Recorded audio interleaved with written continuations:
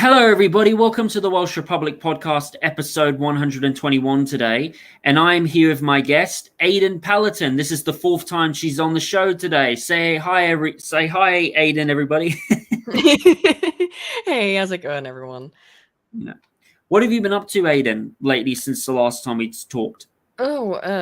Just editing my new video, which is on the idea of is debate pointless? And I'll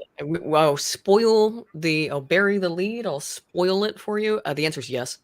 Discussion is almost at this point almost completely pointless, but the research was really quite shocking to me. And well, I always say that, but I suppose maybe it shouldn't be. In fact, discussing things with people who disagree with you actually moves. Well, I did know that. It having a discussion with someone who disagrees on a political issue actually tends to embolden them in their existing position and disagree with you more and more. No, that's not the way it's supposed to work. There's something called a social judgment theory, which is that there's an anchor point. You're the anchor. You are the anchor. This is your position, and then around your anchor, you have a latitude of acceptance. And Sorry, Aydin, give me a second. Sorry, there's a stupid thing going on in the background. Keep talking. Sorry, there was a bit of a noise in the background. Go ahead. Sure. So you're this anchor point wherever you are. Like, let's take a position. Let's say affirmative action, right, which just got overturned, and you're like, I'm pretty in favor of affirmative action, but I'm not. I think maybe there should be some restrictions. Well, that's your anchor point on that topic. Now, your latitude of acceptance is going to be things that are around that anchor point of, in favor of affirmative action, but maybe not, having some restrictions on it. Then you'll have a latitude of non-committance. The latitude of non-committance will be things like, we should let's heavily restrict affirmative action, or let's massively expand, or let's somewhat expand affirmative action. And you're like not so sure about those ones. You could be persuaded, however, via speech into taking those positions, but you won't commit to them because they're too far outside of your latitude of acceptance. Then there's just what would you say has been the most harmful thing affirmative action has done? Oh God. I think it's created an entire cast of people who have it's worthless degrees, and it has devalued the education system. It's created or as in part of the process of creating the victim class. And it's not just Black people. It's a bunch of people, women just in general as a group, have become this just victimhood class where they are always angry. They always think they are deserved of things because they are told that they have been denied things, although they haven't really. Life's not fair, okay? An affirmative action, all it's done has really been to institute quotas in a system in which quotas should be the least thing from your mind. It should be, obviously, academia should be forever meritocratic. The idea of affirmative action is antithetical to a meritocracy. Yep, we get what you mean there. Mm-hmm. And so with that, what is your new video going to be about? Oh, great. Yeah, but did you happen to catch Emma Vigeland on Tim Pool? Yes, I did, and I think they were talking about something to do with like political stuff, like critical race theory. What did you think of that, and what do you think about Emma's performance? Because a lot of people say that Emma destroyed, that Tim Pool. What did you think of that? So here's what I found interesting. From my perspective, right, Emma got wrecked.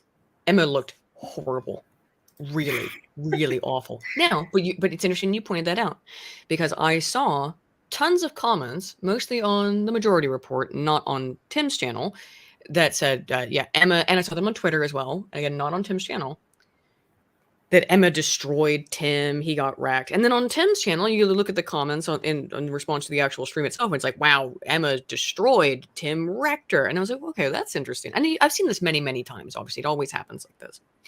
But, the whole point is Emma was on specifically the culture war, even though they did it in Tim's normal studio. She was on the culture war, which is supposed to be about, like, talking about, culture war, culture issues, and having conversations with people. And yet it was clearly a debate. It was clearly, even if it was supposed to start out amicable, there was no way it was going to be, because these people are coming from two different worldviews wherein discussion only makes things worse. And the research that I found on that was, as I said, that talking about things, having a discussion with somebody made it worse. And it's one of the more interesting ones. One of the interesting findings is that the one that I just finished up editing right now was they had these Redditors, and they said, okay, imagine you're talking to another Redditor and they disagree with you on the topic of universal health care. Now it's Reddit, so all of them are leftists, presumably. So imagine that you're talking to someone who's not in favor of universal health care, and make up an argument, like basically solipsistically invent a conversation between yourself and them. And in a bunch of other research, it had been found that if it's like, do this thing called perspective taking, pretend you are the other person, put yourself in their shoes, and imagine that you've had a conversation. It's the way we've done a lot of this research. The Reddit one was quite astonishing in terms of the extremity of its finding, that asking those Redditors to like, what would a reasonable, imagine you're in a conversation with a reasonable, logical interlocutor who disagrees with you. Could you try and imagine some of the points that they would make in their argument against universal healthcare or universal basic income, which were the two topics in that study? And after writing the perspective taking task, saying like, deeply think, spend 5 minutes deeply thinking about why someone might disagree, why they might have a different opinion. After spending 5 minutes deeply thinking about why someone would disagree and trying to generate arguments for them, they were way more convinced of their own position, that was in favor of universal basic income or in favor of universal health care. They basically made arguments by trying to think about someone else's perspective that only supported their own. And that's a theoretical experiment, but I've also got ones where it's just like, spending 5 minutes talking to someone or thinking you're talking to somebody, as often is the case in these studies, because it's a researcher trying to fool you, and you're like sending letters back and forth. Being exposed to another person's argument, if it disagrees with your own, increases partisanship. It increases defensiveness of existing positions, which to me is very sad. Because I think we've all sort of been told this line that, oh, we can talk through it. If we just have a conversation, then we can work out our differences. It's like, I don't know about that. Like, the data doesn't seem to back up that supposition. So it's a little bit sad in terms of it's one of those black-pilled videos, I guess. But what would you say was the worst thing that Emma did when she was debating Tin Paul that made her look like an absolute clown? Oh, geez. Okay. The obvious one is when she said she just accused all of Tim's viewers of being Nazis. Yeah, that was fucking dumb. And I remember she also accused Tim Paul of saying that your shooter was inspired, by your show, which was shooter was inspired by a show. That's clearly the most egregious. Even though there was a shooter at one point who said that who watched the Majority Report, and Young Turks, there's been shooters who have claimed to be fans of both. Absolutely. Absolutely. And of course, Emma works at Majority Report, but also used to work for Young Turks. So she's been associated with two networks that have had shooters claim them as inspiration. So, Can you give one example? Can you give one example of like the shooter that so you got this shooter? Can you give one example who was inspired by the Young Turks? A shooter who was inspired by the Young Turks? Oh, yeah. Gavin Long was the guy's name, who was inspired by Young Turks, either Young Turks or Sam Cedar or both. Yeah, that's Gavin Long was his name. And then there was some other guy I don't even recall. There's been two of them. But the other, that's a ridiculous standard to hold somebody's internet show to. Because I don't know if you were, I assume you would remember this. The Christchurch shooter. Yeah. When in his manifesto, he named PewDiePie. He named like all kinds of random people on the internet. Like he's like, he says shout out to PewDiePie before he did it, right? But like in his manifesto, he listed all kinds of people. If a crazy person, because look, nobody sane goes out and kills people like that. Okay, like there's a severe psychological dysfunction that's causing that. Okay, I don't know what it is. It's different in different cases. But I oftentimes think it's very possible that sometimes these crazy people will actually point out, because they know they're about to commit a crime and know that it will get something blamed on somebody they don't like. Again, I'll put it this way, to reframe. Why have we not been able to see the transgender shooters manifesto? That's been hidden from the public, right? Oh yeah, I can't believe that's taken so fucking long to release. They really should release that, you know? They'll release it in 10 years. The reason why they're not going to release it is because it doesn't look good on the transgender LGBTQIAA+ community. Now, if you were a little bit of a wittier psychopath, you would write down your ideological opponents as your inspirations, wouldn't you? Knowing that it would smear them, knowing you're about to commit a heinous act, and you're a little bit quick-witted, and your point is in committing this atrocity is to make a political statement. Of course you would name your political opponents as your inspirations. I think that's fairly obvious. I'm not saying that that's exactly what has happened, but I can see why certain crazy people would absolutely say that, oh, I'm very inspired by Tim Pool. And by the way, that whole claim by Emma Vigeland that that Florida shooter was inspired by Tim Pool was based on the fact that there were 5 screenshots of a single episode of Timcast IRL that he had on his Odnoklassnika account. Now, Emma also says, well, he had a swastika tattoo. Did he, Emma? We don't really know that he had a swastika tattoo. He has a picture on his Russian social media account that had 0 followers of somebody with a swastika tattoo. There were pictures of all kinds of weird shit on that account. So, but Emma is a total uncritical thinker on this kind of topic. I think she's a total uncritical thinker on everything. But yeah, she's a total uncritical thinker on this because she's like, oh, got him. That's a win for me. Doesn't care. She could not care one iota of a fuck less. But the dead children involved in that scenario. She's like, ooh, we got him. He's a Nazi. He watches Tim Pool. This is a political win. That's sick, Emma. You didn't stop to think that anything about this. You just looked at this weird Russian social media account that has allegedly been associated with this guy. And was found within about 5 minutes, which is also extremely bizarre considering, again, had no followers, is not attached to does not use his real name. I've always been curious about that stuff, which stinks. Okay. I mean, it reeks in terms of how did mass media gain access to this account within like 3 or 4 hours? Another thing that they want to, maybe label all conservatives as crazy Nazis. Yeah. That's all the part of the plan. Yeah, okay. So we have this guy's obscure Russian social media website within 3 hours of that shooting. And we're 3 months out of the Nashville transgender shooting, and we don't have a manifesto. Weird that. It is pretty crazy. Aydin, what did you think about the drama with Anna? What's her name? Anna. Because a lot of people. So what was that about? I didn't really read much about it. Because a lot of people reckon that Anna could be leaving the Young Turks. Maybe she could be becoming more of a classical liberal. What is that about? So Anna was also part of the topic of the video, because that was my white pilling side.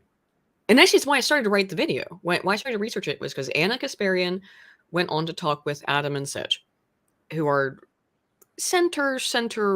They call themselves like supreme centrists or whatever. But I'd say they're center right on some issues, center left on some others. Right? They're centrists.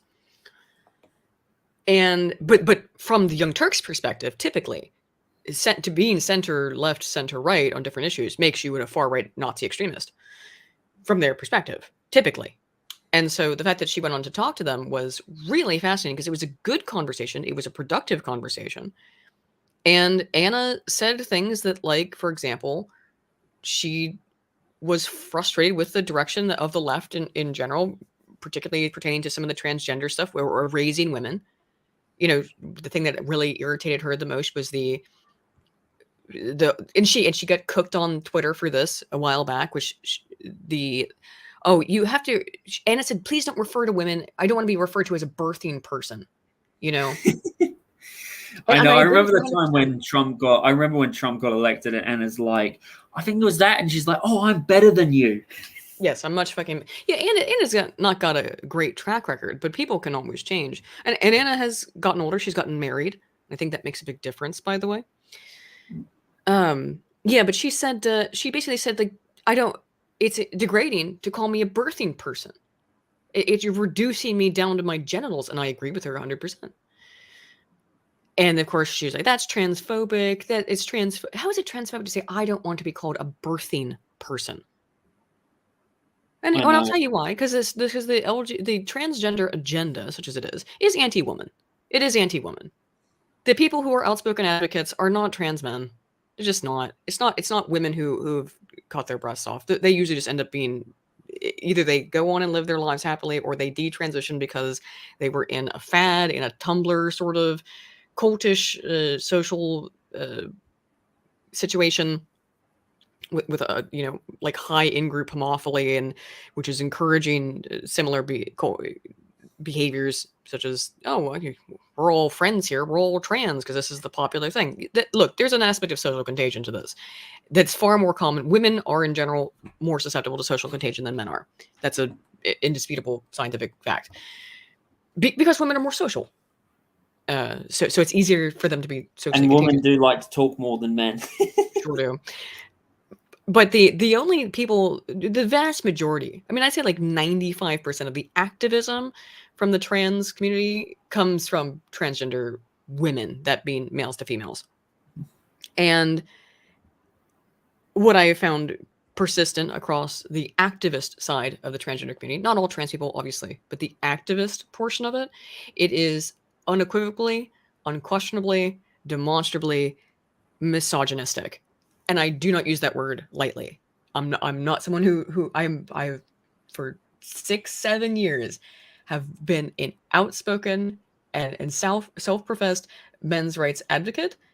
So I don't use the word misogyny lightly because I think it was a heavily overused word. But they are misogynist. Some of them straight up hate women, think they're better than women. Funny, going back to Anna Kasparian. And so she got canceled for saying, don't call me a birthing person. And the reason for that term is not inclusivity. It's to be derogatory to women. Let's be honest. Let's be clear. Calling a woman a birthing person is reducing her down to one aspect. Why would anybody call anybody that? Well, would the equivalent would be like saying we should refer to men as cum producers, like, that would be the semen dispenser. Or it would be like calling woman baby producers. Yeah. I mean, it's the same thing. Uterus haver, or what was the term again? I even forgot it. What was fetus? No, birthing person. Yeah, I think if you were like, let's all call men. I have an idea to be inclusive. Let's call men semen dispensers. I think men would find that funny. But whereas I think that calling women birthing people has a really particular negative connotation to it, even though it's not like birth is negative, but it has a sort of like that's your only value. Although it's the same. Calling them men semen dispensers is also reducing your value to your genetic role in reproduction. Whatever. It's dehumanizing. It's dehumanizing is the reality. And it's like that on purpose because like I said, the majority of trans activists are males to females who hate women. They'll tell you straight up, "Oh, I'm better than women. I'm a better woman." They hate the nuclear family. They hate, Western civilization. Absolutely. Yeah, they hate it's a really sad story, Aydin, that people nowadays can't get along and they have to. Is there any video from the Young Turks that you liked that they did? You thought was really good? Oh, here's if you want to trip down memory lane. 2014, 2013. I was absolutely subscribed to the Young Turks. I used to watch them pretty much every day. Oh wow, what a coincidence! What was your favorite video that they ever did? One that you really agreed on? I don't know. Back then, I mean, I didn't agree with them all the time. It's actually one of the reasons I watched them is that I was like, well, and it was before I got super political. That was back when I was more of a kind of like passive political consumer. I wasn't super into politics then, but I would I'd watch like a clip from the Young Turks, because their clips are short. They're like 10 minutes long. I'd watch maybe a clip a day from the Young Turks. And I always thought, and for years, maybe it goes back to like 2008, probably even, when I was more of a like hardcore libertarian. I'm still libertarian, but I always thought they seemed kind of like reasonable center left, and I always thought there's also the guy, the janitor, who's become an absolute crazy person. I used to watch his content back in the day, like 2010, 2012, that era. I might be getting the dates wrong. But, one video I liked which they did was they talked about how Iceland got rid of their Rothschild banks, which I think is bullshit. Of course, Iceland still has the Rothschild banks there. That's just trying to get it hopes up. And I do like the videos that they do when they criticize Israel's crimes against Palestine, like the Israeli government's crime. They have done some good content. I did like the interview that Anna did with Daily Wire. I think that was good. I mean, I would love to get Anna on my show for an interview. She would be pretty cool to interview. Hear her opinion on things. It's always good to get. If you could, I've talked so much shit about her over the years. At this point, I don't think that's ever happening. But then again, she talked to Adam and Stitch, and they talked shit about her for years. So I don't know. If you could talk to Anna right now, what would be the one thing you would love to debate her on, Aydin? The thing that I think would be most interesting to debate Anna on as a person would be what I think the things that she really believes in, which would be something like universal basic income. But I need to prepare for that debate, because I don't know how prepared I am for that this second.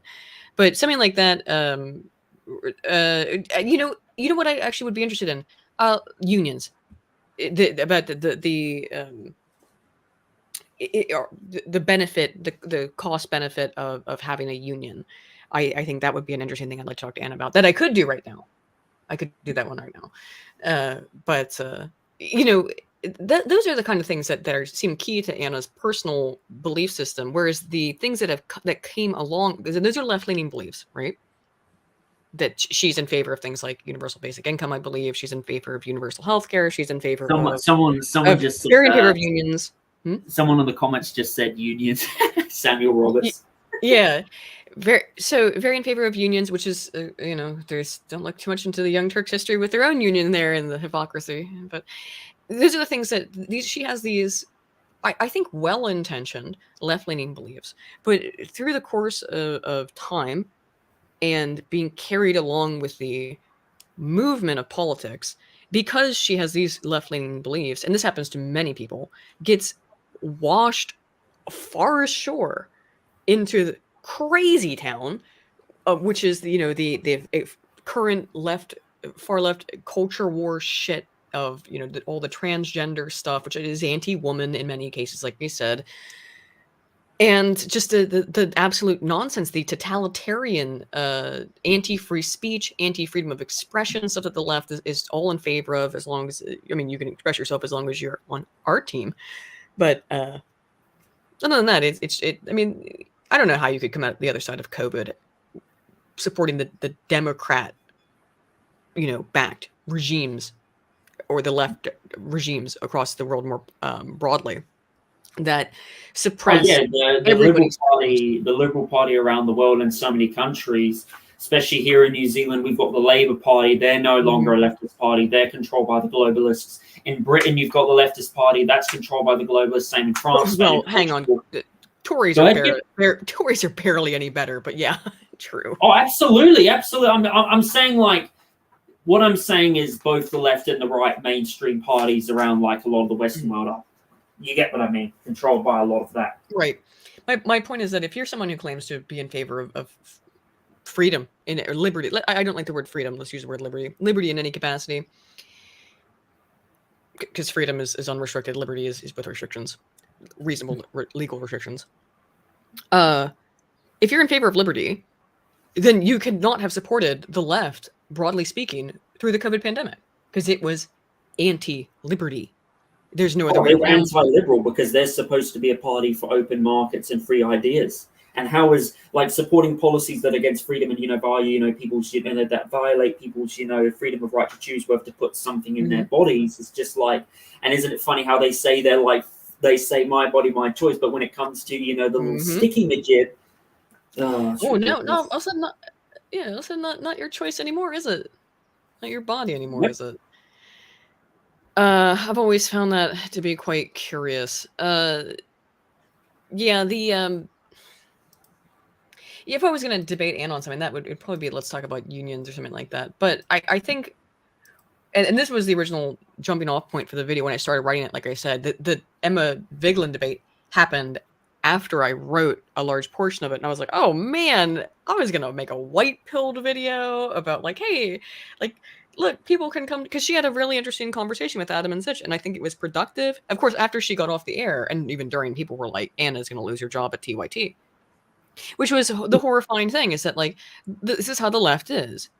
And let's be honest, is that why is it that everybody thought immediately, and she might not, but why is it that the immediate thought from everyone on the left and the right in response to seeing Anna go on and talk to two centrists and say that she thinks she doesn't want to be called a birthing person, and the immediate response from everyone on all sides of the political aisles are, well, you're about to lose your job with that leftist news outlet. Would that ever happen to a conservative who went on to a left-leaning show and agreed with the host? Or a centrist show and agreed with the host? No, I don't think it would. I really don't think. I mean, I'd be hard-pressed to think of a situation that would be in any way analogous in terms of, yeah, immediately people were like, well, bye, fuck you, Anna, goodbye, you're done, you're cooked, you're over on the left, your career is done, because you just sat there and had a pleasant conversation with people who are slightly to the right of you on some issues. And I mean slightly, because again, Adam and Sitch are centrists, you know, and they lean left on some issues, they lean right on some issues, but they generally fall, I would say, in terms of the ever-shifting Overton window, they fall damn near the center. I would agree with their own personal assessment of themselves. I think they fall left on a lot of things, but I'm a conservative, so I have a bit of a skew in my, opinion. I think, trying to be objective, though, I think they're very close to whatever a centrist could be. You said also that you're not you just like despise the word freedom. What's that about? Like, so sorry. Like, I don't despise freedom. I don't like the word freedom being used as an inherent good thing. Freedom and liberty are two different things, right? Fair enough. Go ahead, explain it. Okay, so freedom is doing whatever the fuck you want, right? Unmitigated.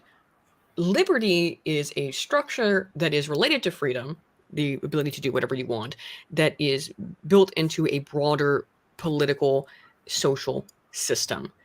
There's positive liberties and negative liberties. Negative liberties, having things taken away. Positive liberties, things that are added to your liberty from good deeds. Negative liberties usually taken away because of bad deeds. Going to prison, for example, negative liberty. And these are things that are anticipated within a society of structures to ensure that it doesn't devolve into chaos. Because freedom, pure freedom, is chaos. It's anarchy. Liberty is freedom within the confines of a social structure. I'm all in favor of liberty. I want people to be able to express themselves. However, you can't go, again, difference between freedom and liberty.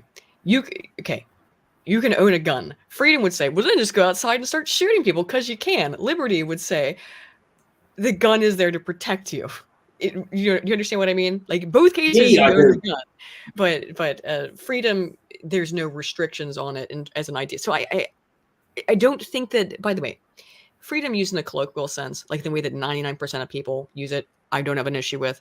It's just that as someone who talks about monarchy all the time, I've come to be very precise in my use of freedom versus liberty. That's more of a, so when I said, oh man, I can't believe I used the word freedom instead of liberty, but that was more of a personal thing. Just because it is important, I think, to sometimes be careful with verbiage, because freedom, like I said, is not really a good thing inherent. Freedom can be a very, very terrible thing. It's liberty that's a good thing.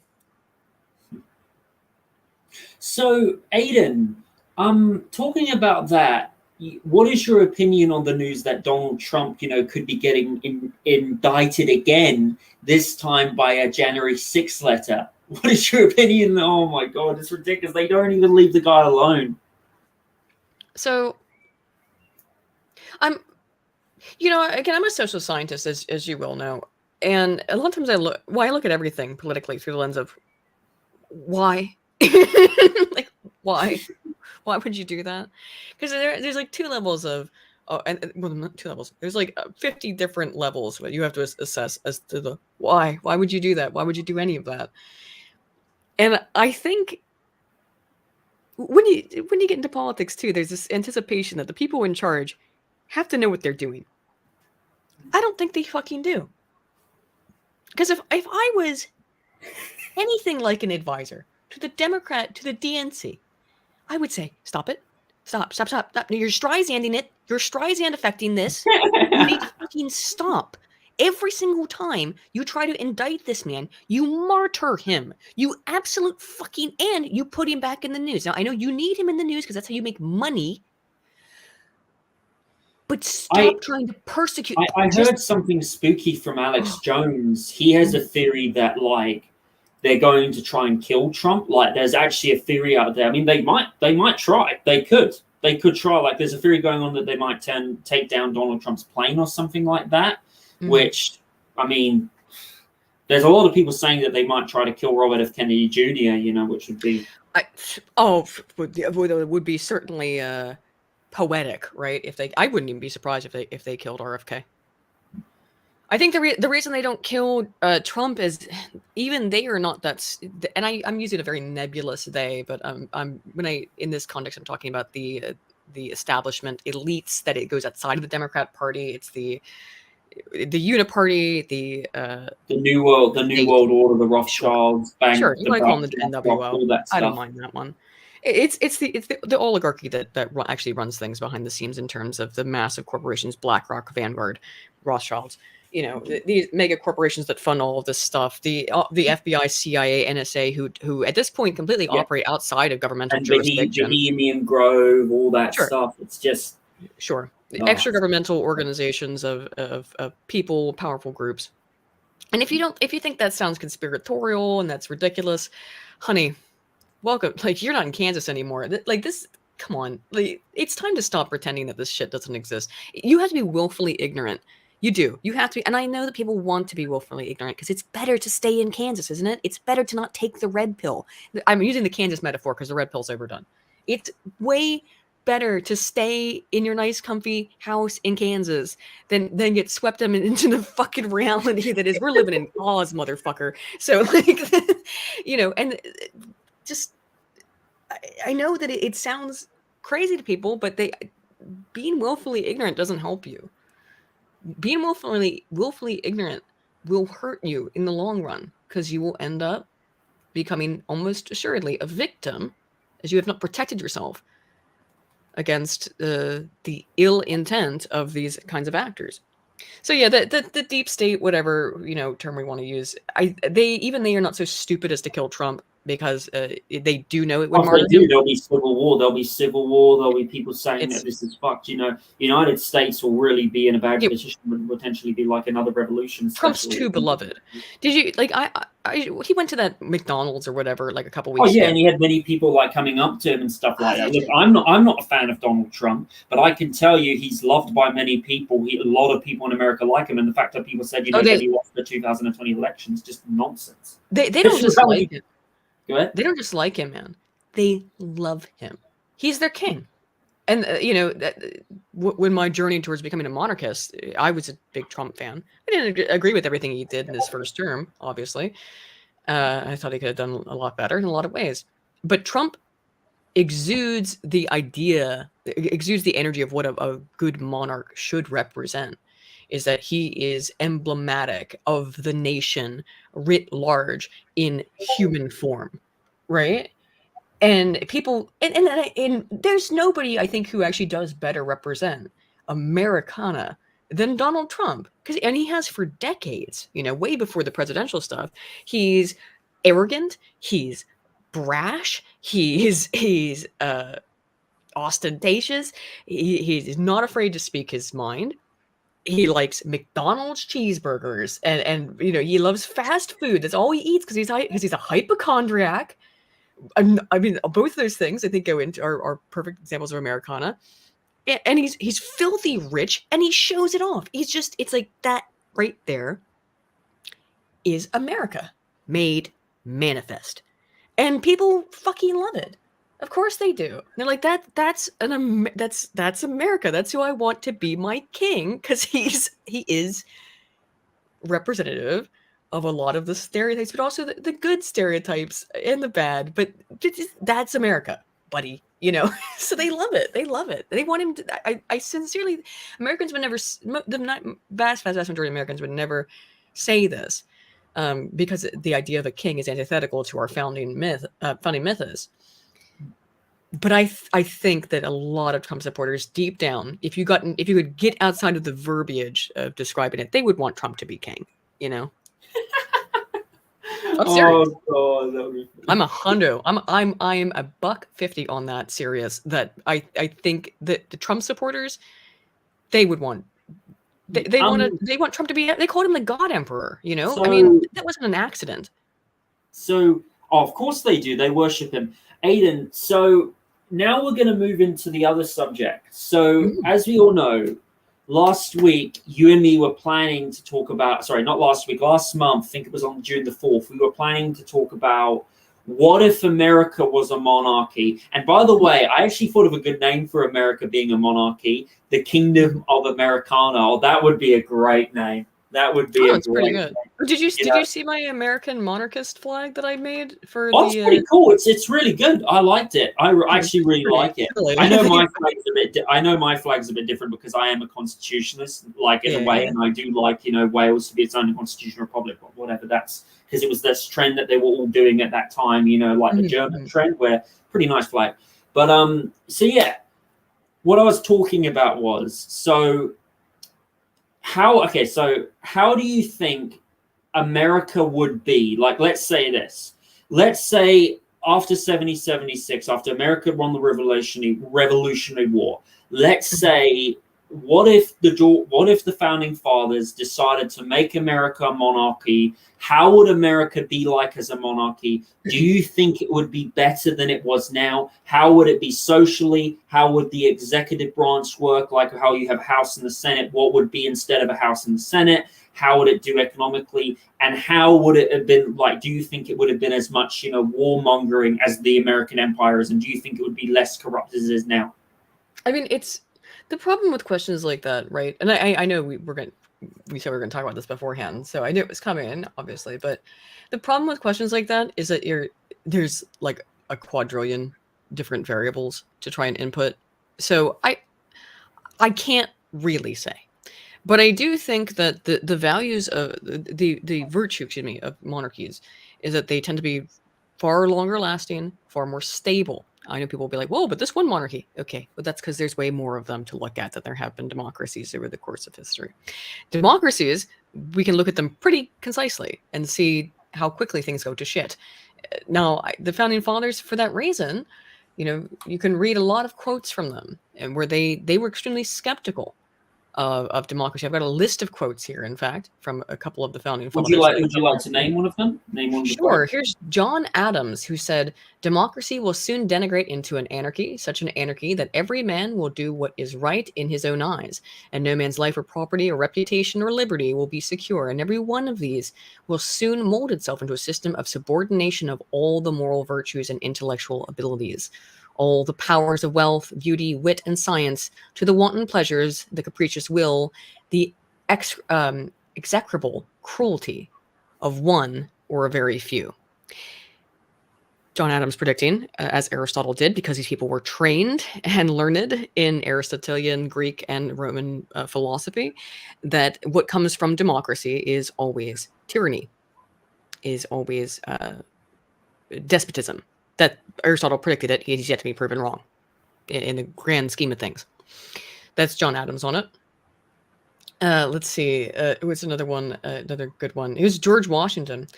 He says, "It is one of the evils of democratic governments that the people, not always seen and frequently misled, must often feel they can act right, but then evil of this nature seldom fail to work their own cure." in thinking you are doing good, you often do evil under the guise of mob mentality. And this is why, of course, this is I told you I was laughing when I was having that debate with Yiz. I think I said that off air when we were having this monarchy debate. And it wasn't because I was laughing at Yiz or at 3. I was laughing because it's like, oh, yeah, it's the same 3 arguments I've heard for the last 2 years of discussing this stuff publicly. It was not laughing at them. It was just like, okay, yeah, this one now. And the problem is that they're not, in my opinion, good arguments. They're really bad arguments, but they're the ones that get thrown out. In the same vein, I know America's not a democracy. I know we're a democratic republic. But we are a democracy, okay?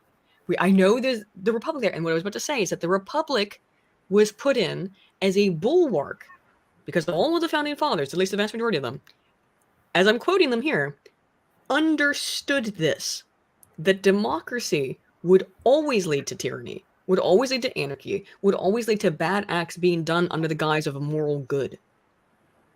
That's why they put the republic in place as a way of having interestingly enough, a pseudo-monarchical kind of system. It is voted for, but you still have to have an elected official above you to make decisions for the masses, because the masses make stupid decisions. Mm-hmm. Winston Churchill's quote is the greatest argument against democracy is a 5-minute conversation with the average voter. So people make terrible decisions in terms of because they are removed from the responsibility of rule, and that's why. And of course they are. That's for the best. That's why you need an autocratic system, in my opinion. And I obviously favor monarchy over any other autocratic system. I think it is the only workable autocratic system.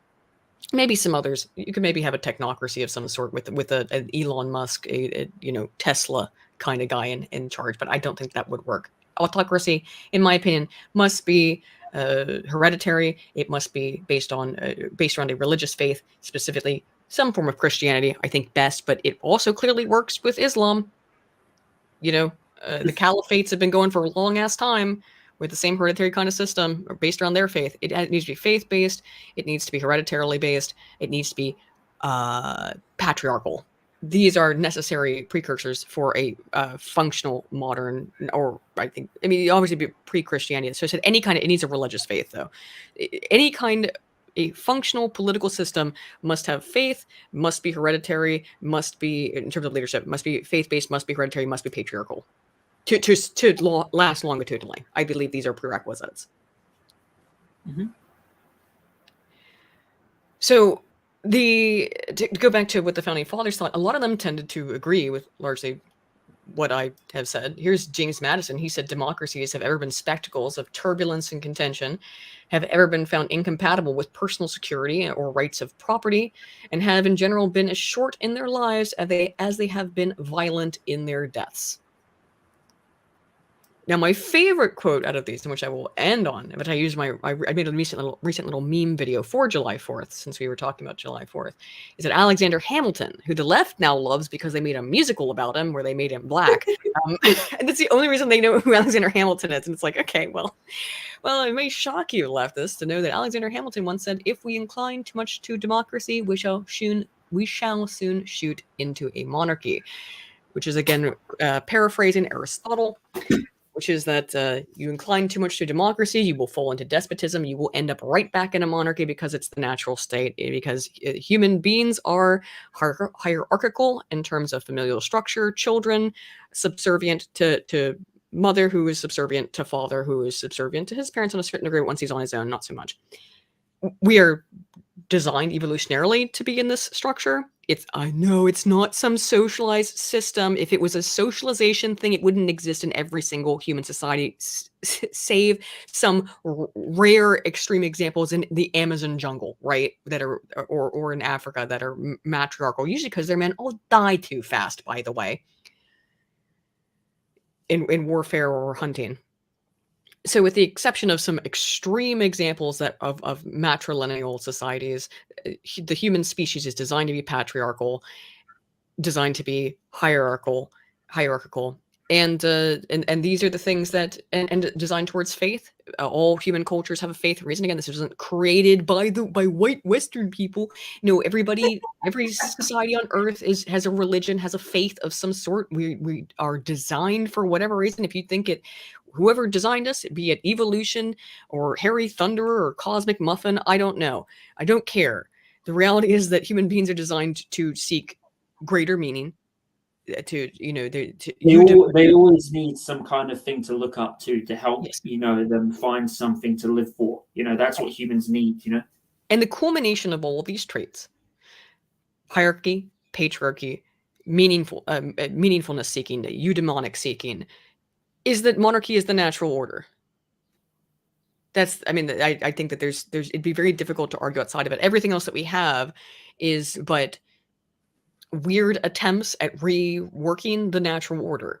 Democracy, I understand why people like the idea because they want to have an individual say. But how much actual say do you have in a democracy? How much say do you, right now, my friend, have in New Zealand's government? Not really a lot. We don't really have a lot of say, because the government we have here is, controlled by the elitists and fraud people. And the New World Order. That's why, if we could have change, like for instance, if New Zealand, was a true democracy, like had a good political system, we would have gotten rid of, the high suicidal rate in this country, the high crime rate. Our country would be much better off. But we don't have a lot of democracy, especially, when the COVID pandemic, pretty much all these authoritarian, things. It's not a free country like it used to be. New Zealand is. My point, though, is exactly like people actually really don't have democracy. It is an illusion of choice.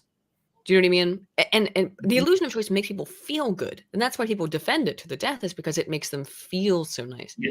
The illusion of choice is very powerful. It's like, trying to think. There's so many examples of illusion of choice. Let me Google it. Someone just brought up a good point here.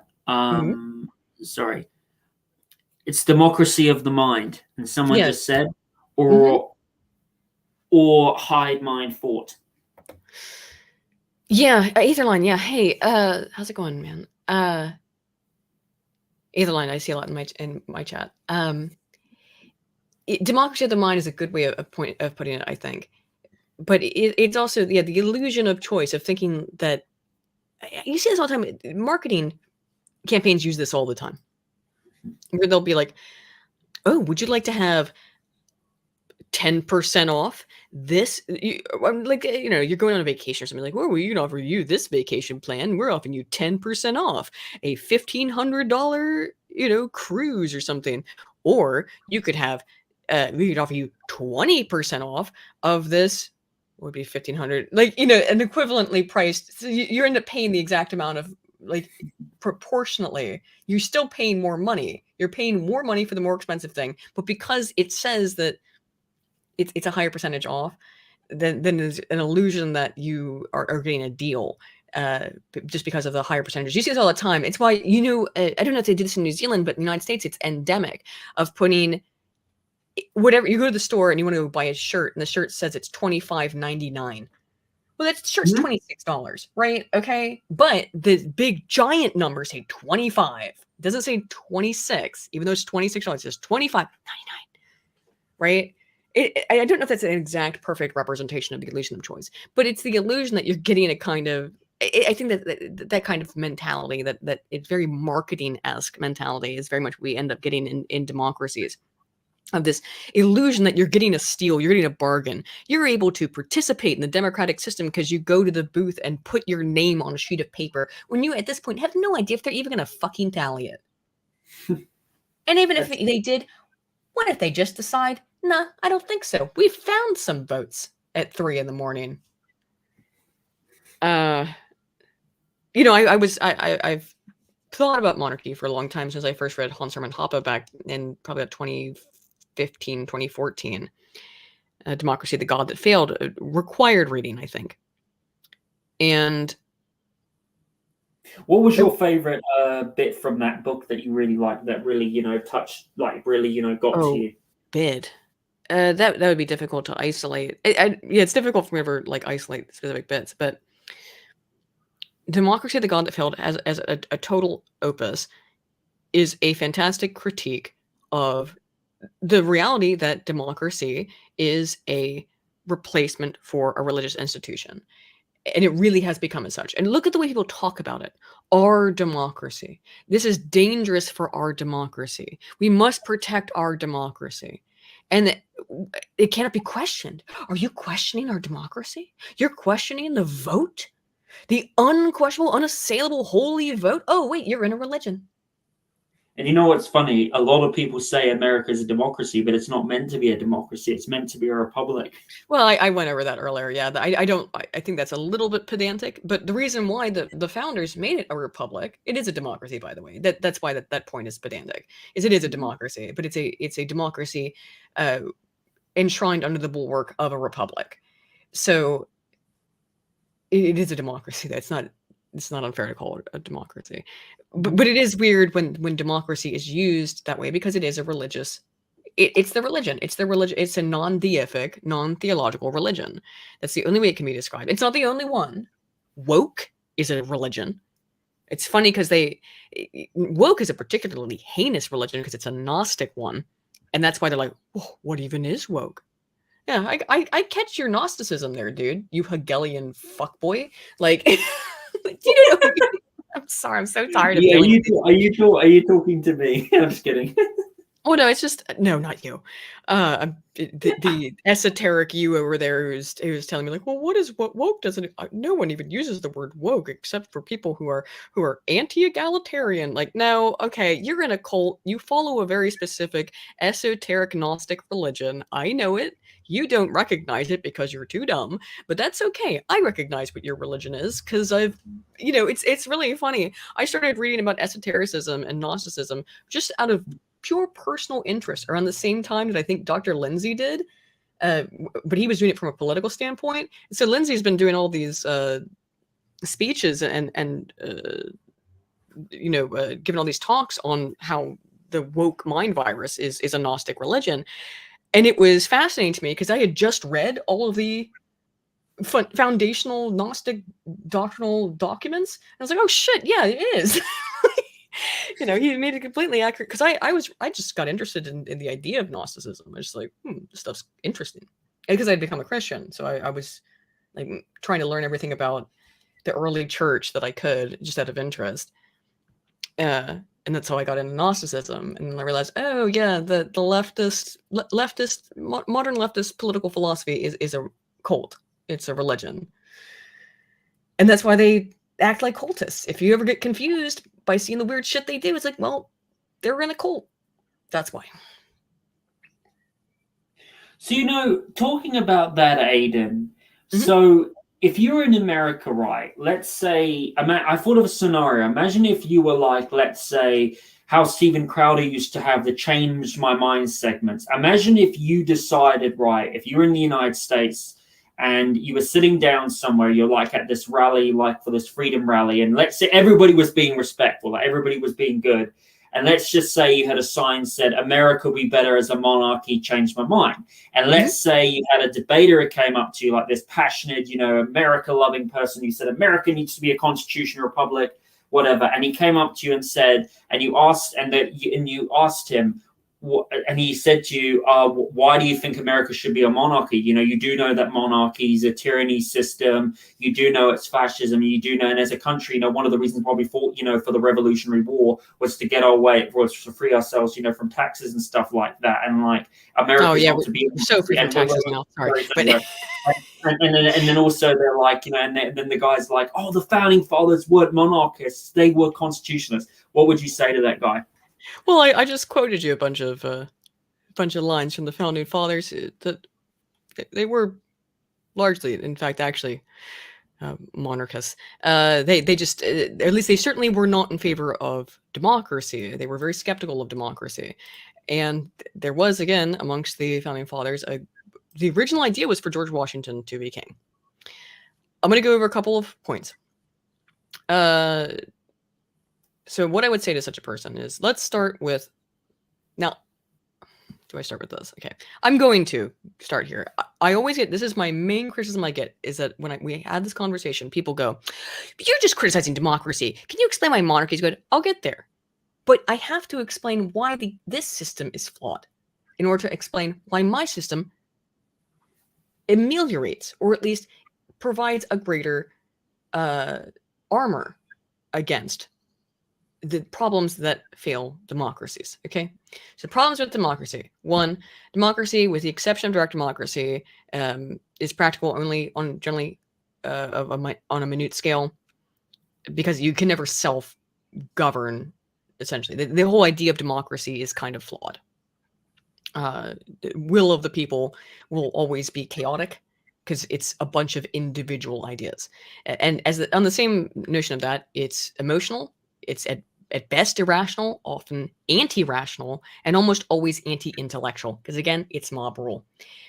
It's corrupting in most of its implications, and thus morally dangerous, because it's like, again, like I said, freedom, not good. Going out and yeah, you have the freedom to go take your gun and go shoot up a school, right? Like in America, I mean, if you can own a gun, you have that freedom. That doesn't make it a liberty. And or something you should do. So same thing with, democracy leads to the moral decay. It's wasteful from the point of view of human material. It's historically closely bound up with the liberal heresy, or sectarian liberalism, with the despair of the attainability of objective truth, and with the maladies of militarism, ethnic nationalism, and racialism.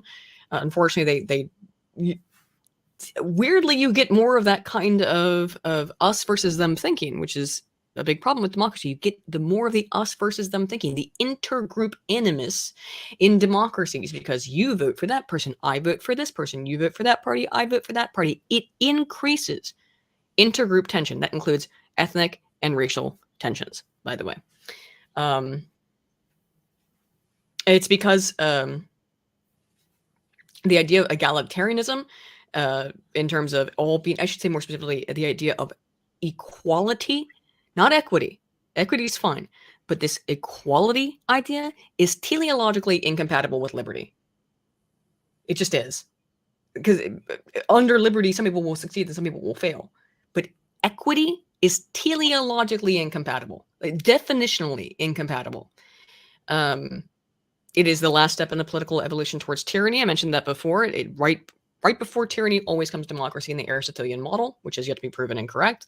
It prospers with the support of strict, semi-totalitarian, or full-blown totalitarian societies and groups that exercise control in the form of a horizontal pressure, right? They'll say, oh, we're all on the same plane, man. Like, we're all voters here. But they're still going to oppress you.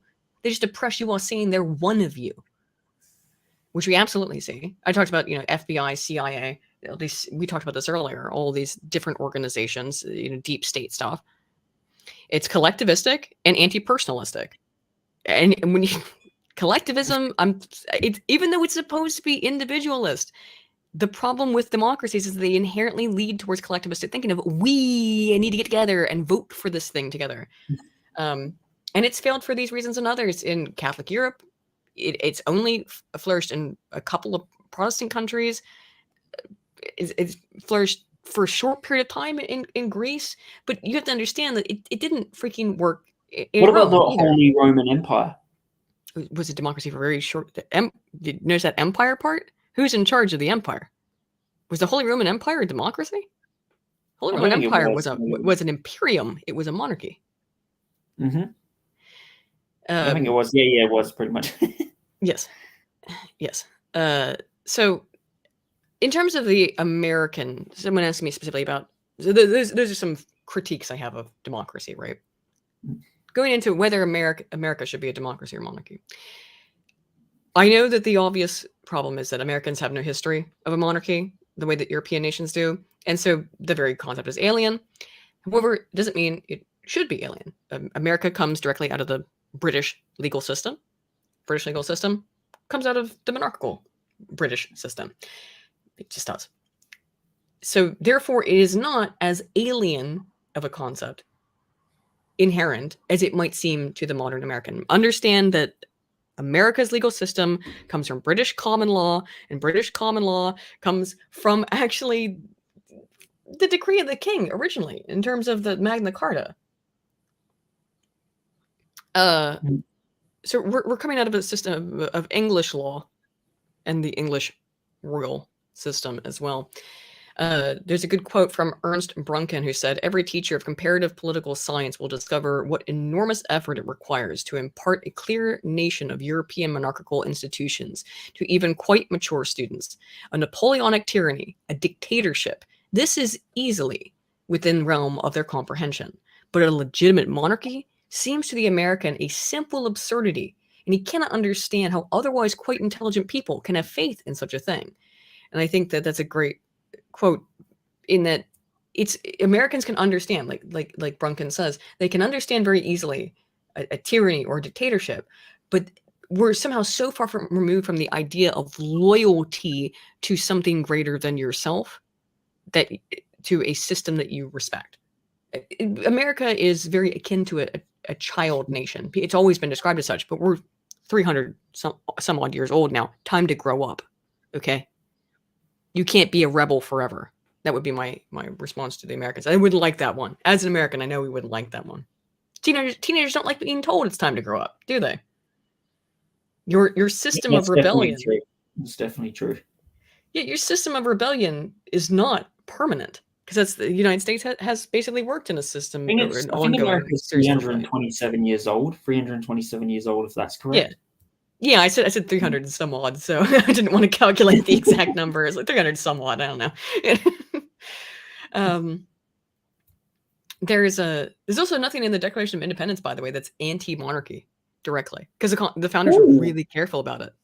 Go read the entirety of the Declaration of Independence. You will find that there's not a single line in that document that you could define as inherently anti-monarchy as a system of government. You could say, we're pissed off at this king, but not all kings. And I think that it's the same as I read a lot of those quotes from the founding fathers, it's because they understood, as I mentioned earlier, the natural hierarchy, the natural patriarchy of society that must be maintained. And the role of the monarch is as a father towards infant children, not adult children, who cannot make, but infant children, young children, who can't make good decisions for themselves, which is the average person.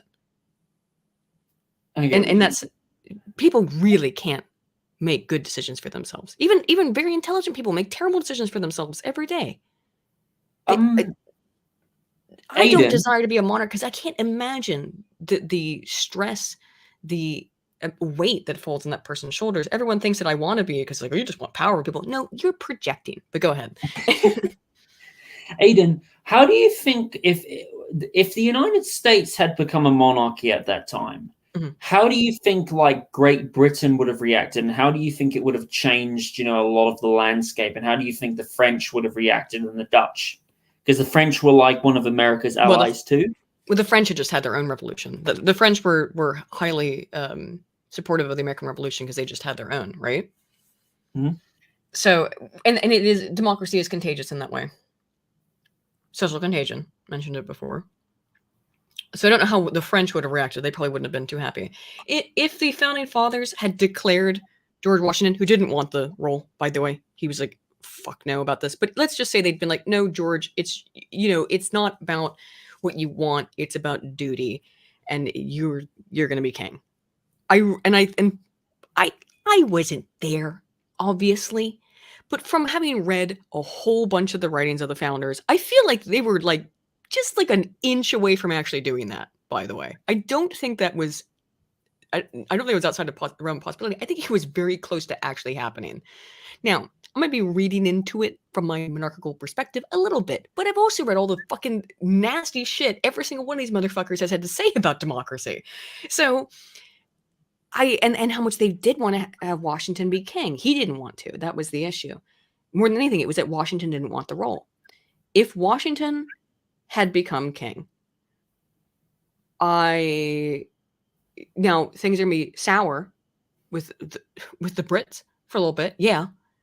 But I think ultimately it would have been like, you take a couple decades, and it's the line of Washington What's France? If France had maintained its monarchy, at that point it was not. But so let's ignore France. But as everyone should to this day. But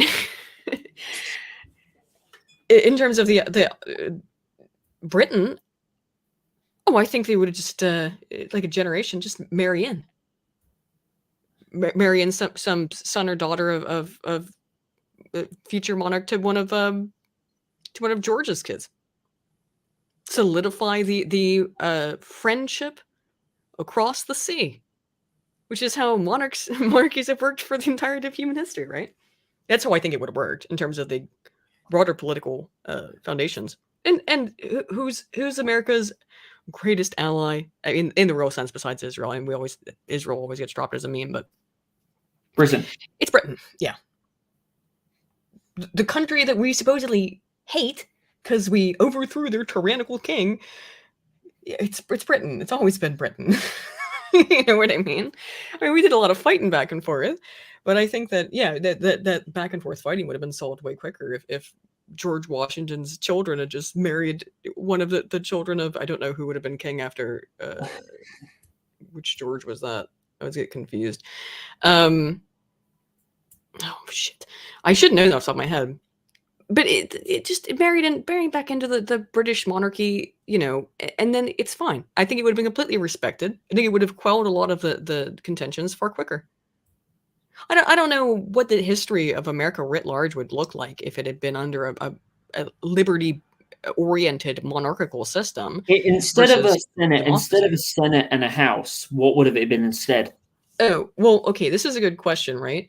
Is that I don't know. I think that you could potentially, I always talk about this, is that you don't have to necessarily have, let's say it's a constitutional monarchy, right? So you go through, you have the democratic process. That would be what I would assume the Americans would have done, right? It wouldn't have just been like, let's just go straight back into whole ass absolute monarchy, because Britain at the time was not an absolute monarchy. There was the Parliament. Britain hadn't been an absolute monarchy for a long time. The problem was representation for the Americans. They didn't have representation in the Parliament. Mm-hmm. That's why they were mad, and understandably so. So Erich von Kuehnelt-Lenin, who I often speak of, he proposed a system of government that I quite like. I have some issues with parts of it, but he has proposed a monarchical system that I think is interesting, and when I get a chance, I like to bring it up, which is that you have a couple different parts of the government. You have an elected diet of representatives. So you have a House of Representatives, essentially, that are elected by the people. Then you have a non-elected executive branch of people who are selected from all levels of society, who are able to pass comprehensive and competitive examinations, and then can only act on a 2-year probationary period, meaning they can't make any decisions for 2 years. These people would be the intelligentsia, essentially, right? The smartest people who could, if they want to be part of this executive branch, they have to go take a test, see if they can pass. The question is always, who makes the test? The idea that Lenin proposed with this idea of the elected diet versus the non-elected intellectuals is that you can temper what is good and what is right, or what isn't the smart thing to do with what people want, because guess what? What people want is usually not good and stupid. But I digress. Then you have the monarch himself, or herself, I suppose, who would have a crown council, and the crown council of advisors that would be comprised of appointed advisors. Who would you name? Who would you name that council for fun? Well, okay. So the monarch again, there's a couple aspects of the crown council. So some of them are appointed advisors. Some of them would be representatives of the diet who could just speak directly to the monarch, so that you do have the people's representatives can speak to the king. And then you would have experts from the executive branch, and then also representatives from the Supreme Court, and I'll get into the Supreme Court in a moment. And this crown council would serve as a mediator between the experts and the will of the people and the monarch, but the monarch would have the final say on all decisions, okay? Major decisions, like not minor things, but like things that need to... Minor stuff, that's going to be minor issues. That's the elected diet, and that's the executive branch. More serious issues, that's the Supreme Court. Super serious issues, that's the monarch. And this is, again, we're talking about hierarchical systems. Who would I say America's monarch? And let's just call it Donald Trump. I brought him up. Let's make Trump king. I'm down. I'm more than down. You know what? Make Trump king of America. I'm serious. Make Trump king. A lot of people would you put a prime minister in? There's this system does not have a PM, but it has, I assume it directly in terms of what Knut Lennon described, but I assume there would be some sort of version of that who's head of the Diet and probably like a leader of the Diet and a leader of the executive branch, like someone who they themselves as groups elect as their spokesperson, which would be like akin to prime ministers. So you'd have like, who would you pick for that job right now out of anyone in American politics? Who would be great for that job? As prime minister. Oh, Rand Paul's son? Ron Paul's son? I like Rand, but Kelsey. This is really hard. I'm like running through like 100 names in my head of thinking about who would be best to be, because PM is not like vice president. This is someone who's reporting from the elected Diet. So we're looking at elected officials. Let's go from that perspective. We're looking at the prime minister would be someone who comes from the Diet. Should be an elected official.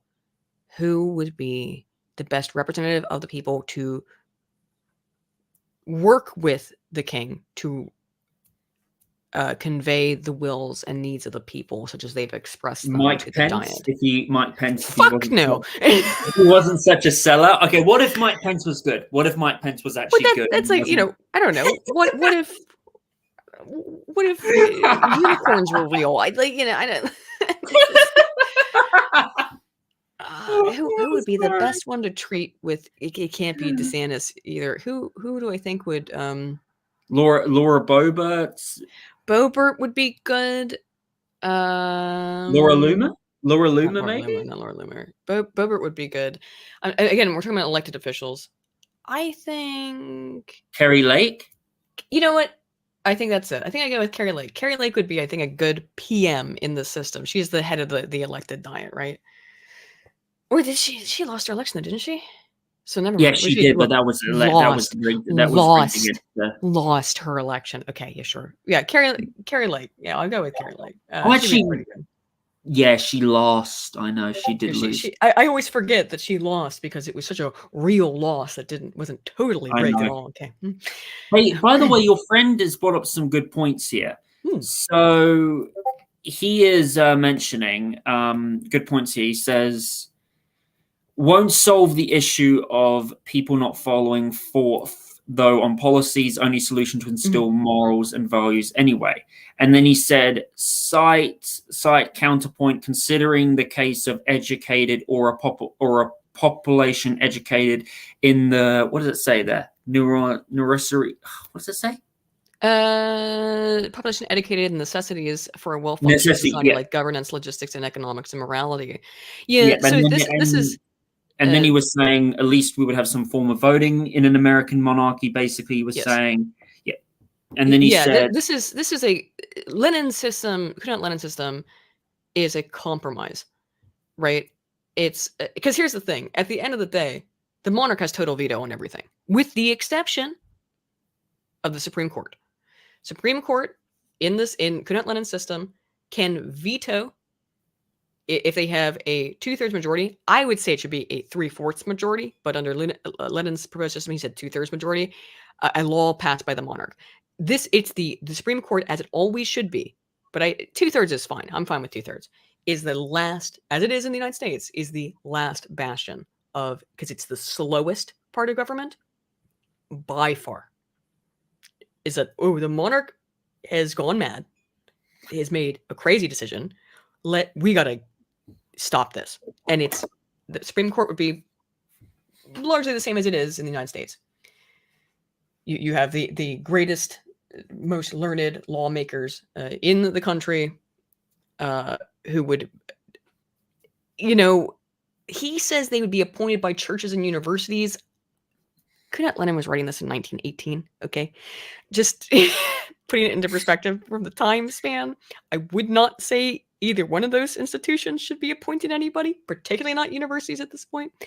I would say instead we just largely take the system of the Supreme Court as it exists in the United States, in that people are proposed as Scottish justices, and then they have to go through a long and very legally frustrating for good reason process to be to ascend to the Supreme Court. And once you're on the Supreme Court, you are Supreme Court justice for life, and they can veto by 2/3 majority. Let's stick with that.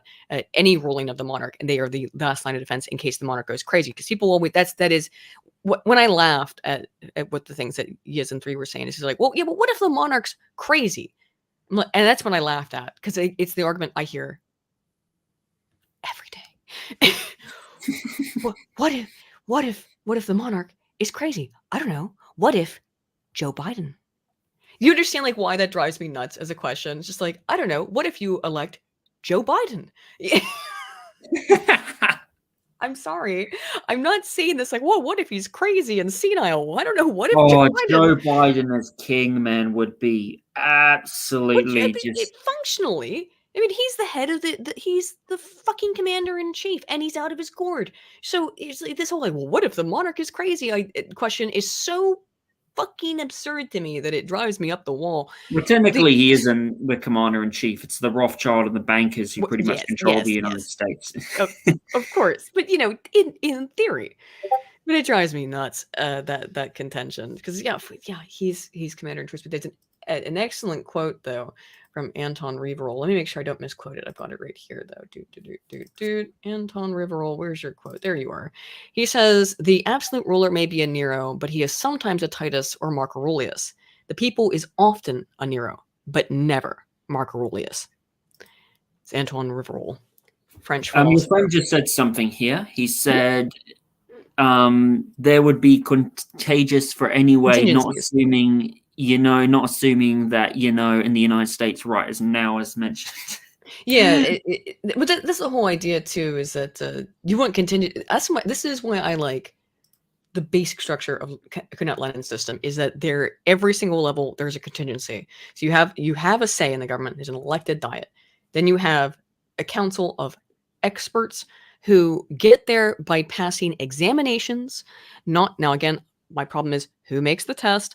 But they get there by having to pass some kind of like IQ score or something to be like these people, and have technical expertise in have a huge test they have to take, like puts the GRE, it's the graduate records examination. It's how you get into dog school, to shame, where you have to know a huge amount about American legal policy and law. You have to know all this stuff. And then if you can pass that, then the top people, if they want to, because they've chosen to take the test to get into this position in the first place, then they are the ones who would make up that non-elective executive branch. So you have the most intelligent people in society. Then you have the people, a group that are elected by the people. They are working together to appeal to the crown. They're the ones passing laws, by the way. Also, these two groups. You could call this the Congress and House. That would be the equivalent, sort of, although there's no difference. Or there's no equivalence here, excuse me. But you have these two houses, right? The Diet and the executive branch. The, geniuses and the elected representatives. And they're going to figure out legislation. They're going to do the everyday stuff, just as House and Congress does in the United States right now. They're going to figure out the day-to-day, and by that I mean, regular lawmaking and dealing with political issues. The Supreme Court then is going to deal with major issues of legality, to the point where the king has final veto, but on anything that comes from the Diet and the executive branch. But the Supreme Court, by 2/3 majority, can veto the king. This is a system of checks and balances that works from the fastest measure of politics to the slowest measure of politics, in terms of who holds power. And I like the system. I like it. I had some problems with the way he originally stated it, because he wrote it in 1918. But just because he fucking couldn't predict the future, man. Even though he was a genius. On top of all of this system, you still have a constitution. The constitution would protect the rights and liberties of man. Would the constitution be written a bit different if America was a monarchy? Would it be the same? No, Bill of Rights. That's it. Bill of Rights. Fair enough. Mm-hmm. You need the Bill of Rights. Life, liberty, pursuit. These are the things that should be enshrined in the basic constitution. These are the things that should be enshrined in any constitution: life, liberty, pursuit. So, freedom of speech, the Bill of Rights, the first 10 amendments as well. Like, these are the kind of things that 15, okay, 15. Like, let's not let slavery come back into things, okay? I'm not so sure about women voting, but if we're gonna let people vote, let them vote in this extremely limited capacity. I'm fine with this. I'm fine with this. We're talking about this theoretical fantasy system. Then women fine to vote in this one. They can only vote for 1/4 of the government of what. How would you like? What would be your for America as a monarchy in this alternative universe? What would you want the flag of that monarchy to look like? Oh, did I not send it to you?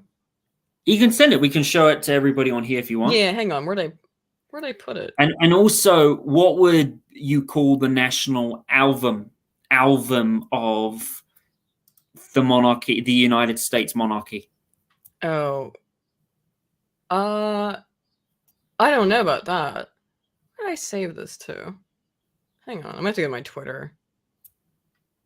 Oh, what the fuck? I'm so stupid. Where did I save this to on my computer? It's somewhere here. No, it's taking time. That's all good, It'll only take a minute. I just have to I do post a lot on Twitter. It won't take too long.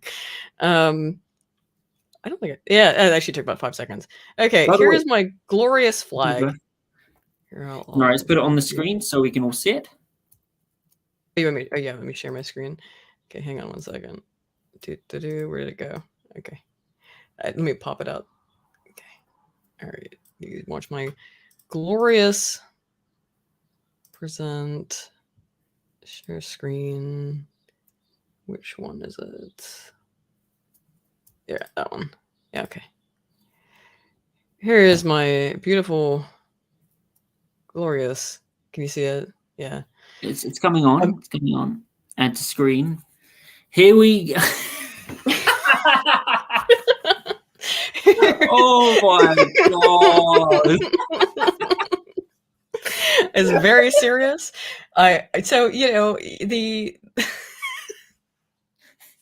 The British royal, the royal symbol has a lion. What's the two people? So that's the Sasquatch. What's with the crocodile? Okay, well, like I was gonna say, you on the royal, iconography, you have a unicorn and you have a lion, a real animal and a fictional animal that represent the British monarchy. And I was thinking, what two animals, one real, one fictive, represent America? Well, obviously alligators and 2 Sasquatch.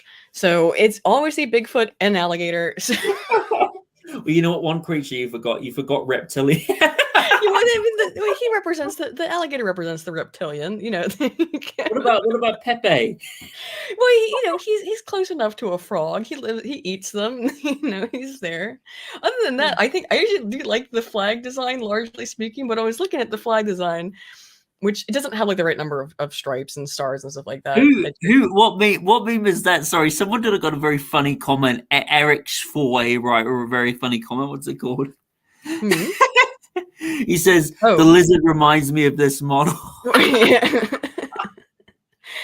Look, those are the 2 animals that are fictional and non-fictional that represent America: Bigfoot and an alligator.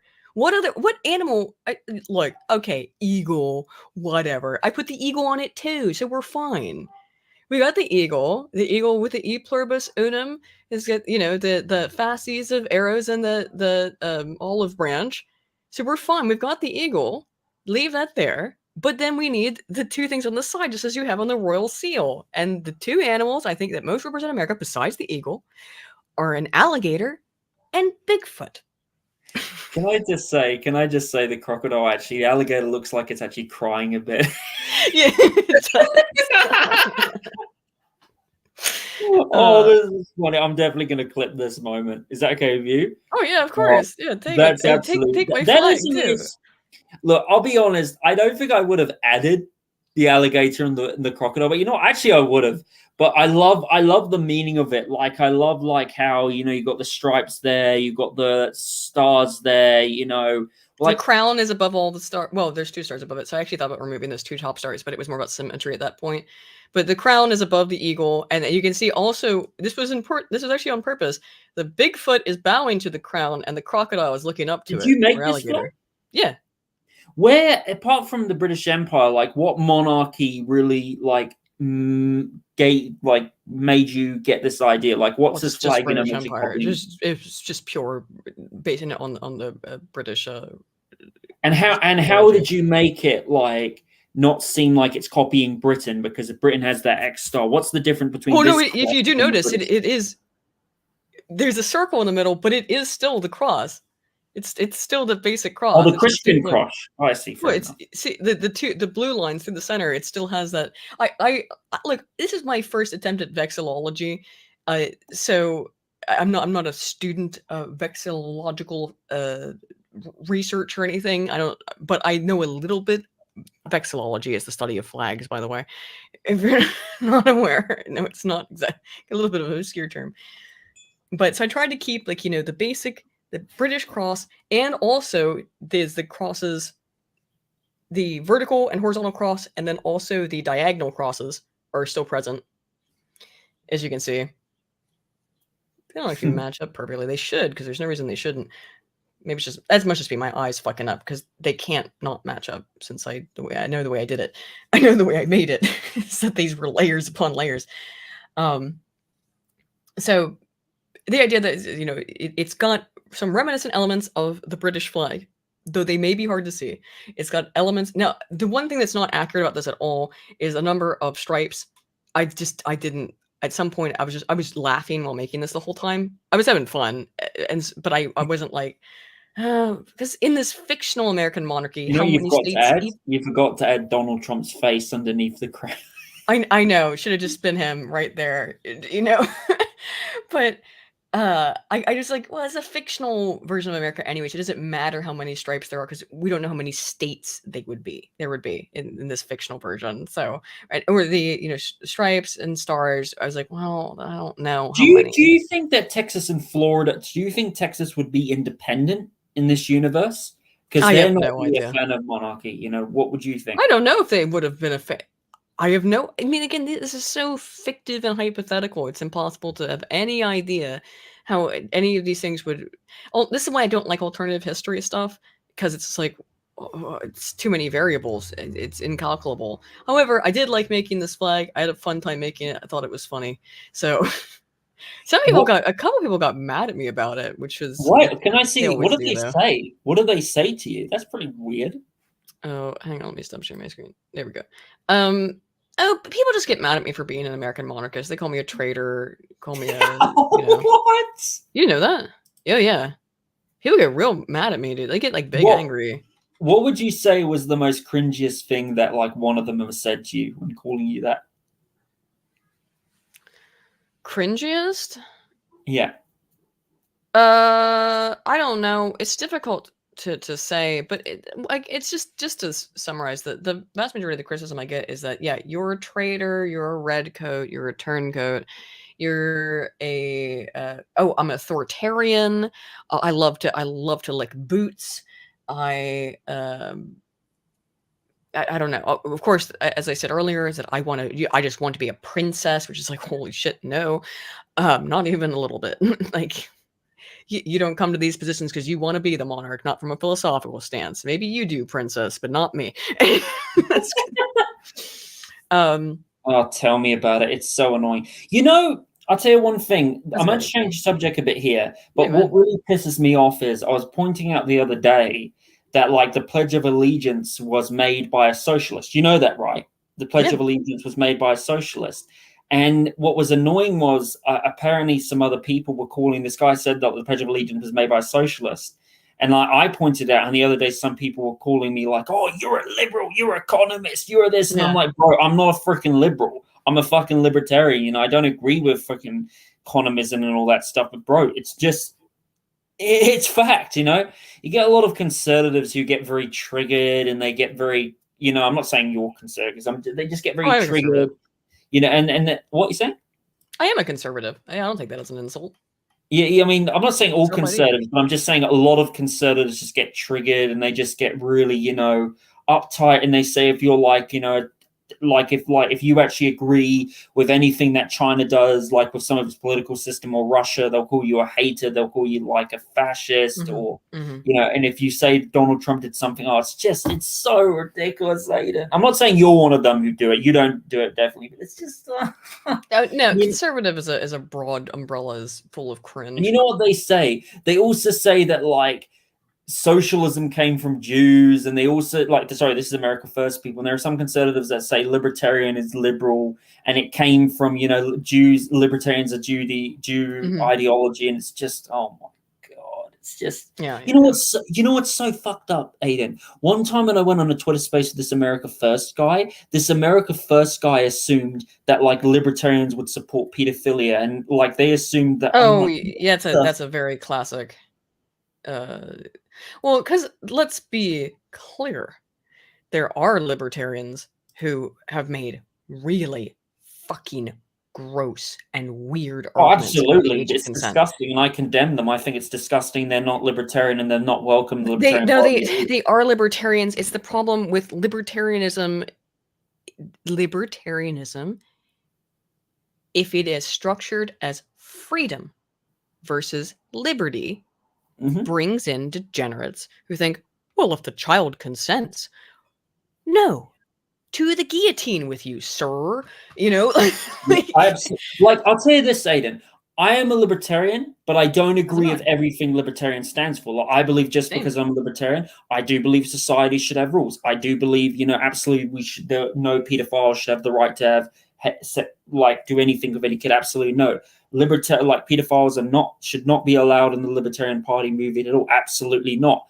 And I, as a libertarian, the one thing people think the libertarian is, they think, oh, being free from society, being free. It's just like the same people how they view anarchists. When anarchism, sorry if you disagree, but anarchism is like being free mostly from the state and being free from rule. It's just basically like anarchists believe in rules, they believe in freedom of speech, but they don't believe in like a society where everything is chaos or stuff like that. Like, that's absolutely nonsense. Like, same with libertarians. Libertarians believe we should have rules. Libertarians just basically believe in small government. They believe in being free from the Federal Reserve, being free from the state. You get what I mean, pretty much. I don't want to go on around. I mean, I'll walk you down my political evolution real quickly. When I was like 16 or 15, I don't remember. And then my first political thought, I was like, I like this Ron Paul guy. And then I started debating politics with a friend of mine. My first boyfriend, actually, who was an outright, outspoken, overt communist. And it's funny because like we would go on, we dated for like a year, and all we would do is sit there and argue with each other like that. We were like, you know, again, I had a girlfriend before him, but he was like my first serious boyfriend where we you know, actually made out and stuff, just holding hands and stuff. You know what I mean? Like actual, like, oh, we're gonna kiss and stuff. It sounds like puppy love. Well, here's the thing: we would sit around and have on fucking different point in time. We'd have on like CNN or Fox News or whatever. And we'd sit there and watch the news and get angry at it, and then argue with each other and then make out. Like, that was probably fucked up my life, right? Like, I'm 16, but anyway, we'd be like, oh, you, and I'd be like, you fucking commie, be like, you filthy capitalist pig, and then we'd make make out. Look, this is what I think. This is how people get along. You know, okay, you know, a little just, but we had fun. We did other stuff, you know, together as well. It wasn't just all politics. And it was a good friend. He really kind of won me over to his side, I got to say, at some point. And I was like, you know what? It would be pretty cool. Like, because I was libertarian, so I fell very quickly into the anarcho stuff. Anarcho, whatever the suffix is. I was very interested. Capitalism, anarcho-capitalism. At first, I was anarcho-cap. At first, I fell into the ANCAP. I was like, actually, you know, fuck the government, which I've always felt. I think, like, my entire sapient life is just like, I'm like 3 and I'm like, fuck the government. You know? But so I've always had an anti-government, and as a teenager, everyone's anti-government. Okay, like, duh. It's part of being a teenager. But then he won me over to his side, and I was like, you know what? It would be best if we all collectively agreed to help each other out, and we could live in these little kibbutz. So I would call it anarcho-communism, but it was somewhere like, it was my stupid 16-year-old philosophy. I was like, wouldn't it be cool if we could all live in little communities and help each other? Like, yeah, Aydin, that would be cool in fantasy world. It sure would. But unfortunately, we live in reality, and that shit doesn't work. So I had like a year where I called myself an anarcho-communist. A year where I say I would have identified as that. Or anarcho-syndicalist, I think more accurately. I guess I wasn't a communist. I was an anarcho-syndicalist. But I was 16. I don't know anything. I don't know shit about shit. I don't know anything. And so, I don't know. I grew up, and 2008 rolls around. It's Obama's first election. I voted for Ron Paul. I just, the anarcho-syndicalism thing just fell off over the next 2 years. I just went back to being a regular libertarian. I ran as a libertarian for campus president. I got like 5 votes. Go me. But I wasn't campus president. What was it? Student council. And it was just like, I didn't know what to do. I was like, I don't know. Like, and then in 2012, I canvassed for Gary Johnson. I got harassed by somebody, by the way. I was putting door hangers. They were just, I ordered them from the Gary Johnson. I don't even like Goofy Gary, but I was like, they were these. Oh, Gary Johnson was not very good. He was not very good. No, but by 2012, I was like way into establishment libertarian camp, is what I'd say. I'd gone from my brief stint of anarcho-syndicalism. It's like basic bitch libertarian, anarcho-capitalist shortly, narco-communist shortly, or anarcho-syndicalist, and then just go right back into basic bitch libertarian because it's my natal state. Like, that's my basal state. Clearly, I'm just a libertarian, right? So I was hanging up these door hangers on people's doors in the dorms. Going, just down the halls, putting, and what they were, the door hangers, they just said like, hate the Democrats and Republicans suck. Democrats suck. There's a third option, Gary Johnson. That was all they said, something to that extent, right? I don't remember exactly. No, they weren't offensive. They were really, really simple. And I was just putting them on doors and being like, hey, like, everybody here, I'm not in the, I'm just, hey, like, think about it. Election's coming up. There's a third option. That was the only point. You have to understand that what we were trying to do at that point in time was get the Libertarian Party on major ballots, and so that they could participate in debates. Like, that was the issue. Yeah. We wanted libertarians to be on debate. With how fucked the United States election system is, it will never happen. The libertarians, legally, go ahead. They have to have 5. If the Libertarian Party got 5% of the national vote, they have to be allowed on the debate stage. Right? They do. As their own party. They can get a lot of votes. Mm-hmm. But they can get a lot of votes. But they haven't been able to secure that 5%. So at the time, between 2008 and 2012, mm-hmm. my major, if I had any political goal, was I want libertarians on the main debate stage as Libertarian Party members, not as people like, even though I love Ron Paul. I think that would be absolutely fantastic, Aydin. I think it would be fantastic to have the Green Party member on there, the Constitutional Party member. I think, United States, I think one thing is that I think a lot of people are mostly becoming is we want to see third party, like here in New Zealand. We want to stop seeing like Labour and National. We want to see like the Greens or ACT on there debating them.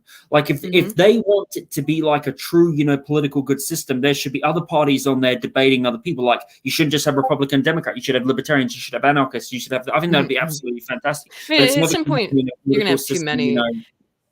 So I understand. I feel like it's a little limiting, and I understand. So the whole thing that I don't know if this is still the case, but this is what I remember in my head being prescient. I'm many years, 15 years removed from this at this point, nearly. You want to know my opinion why we only get 2 choices?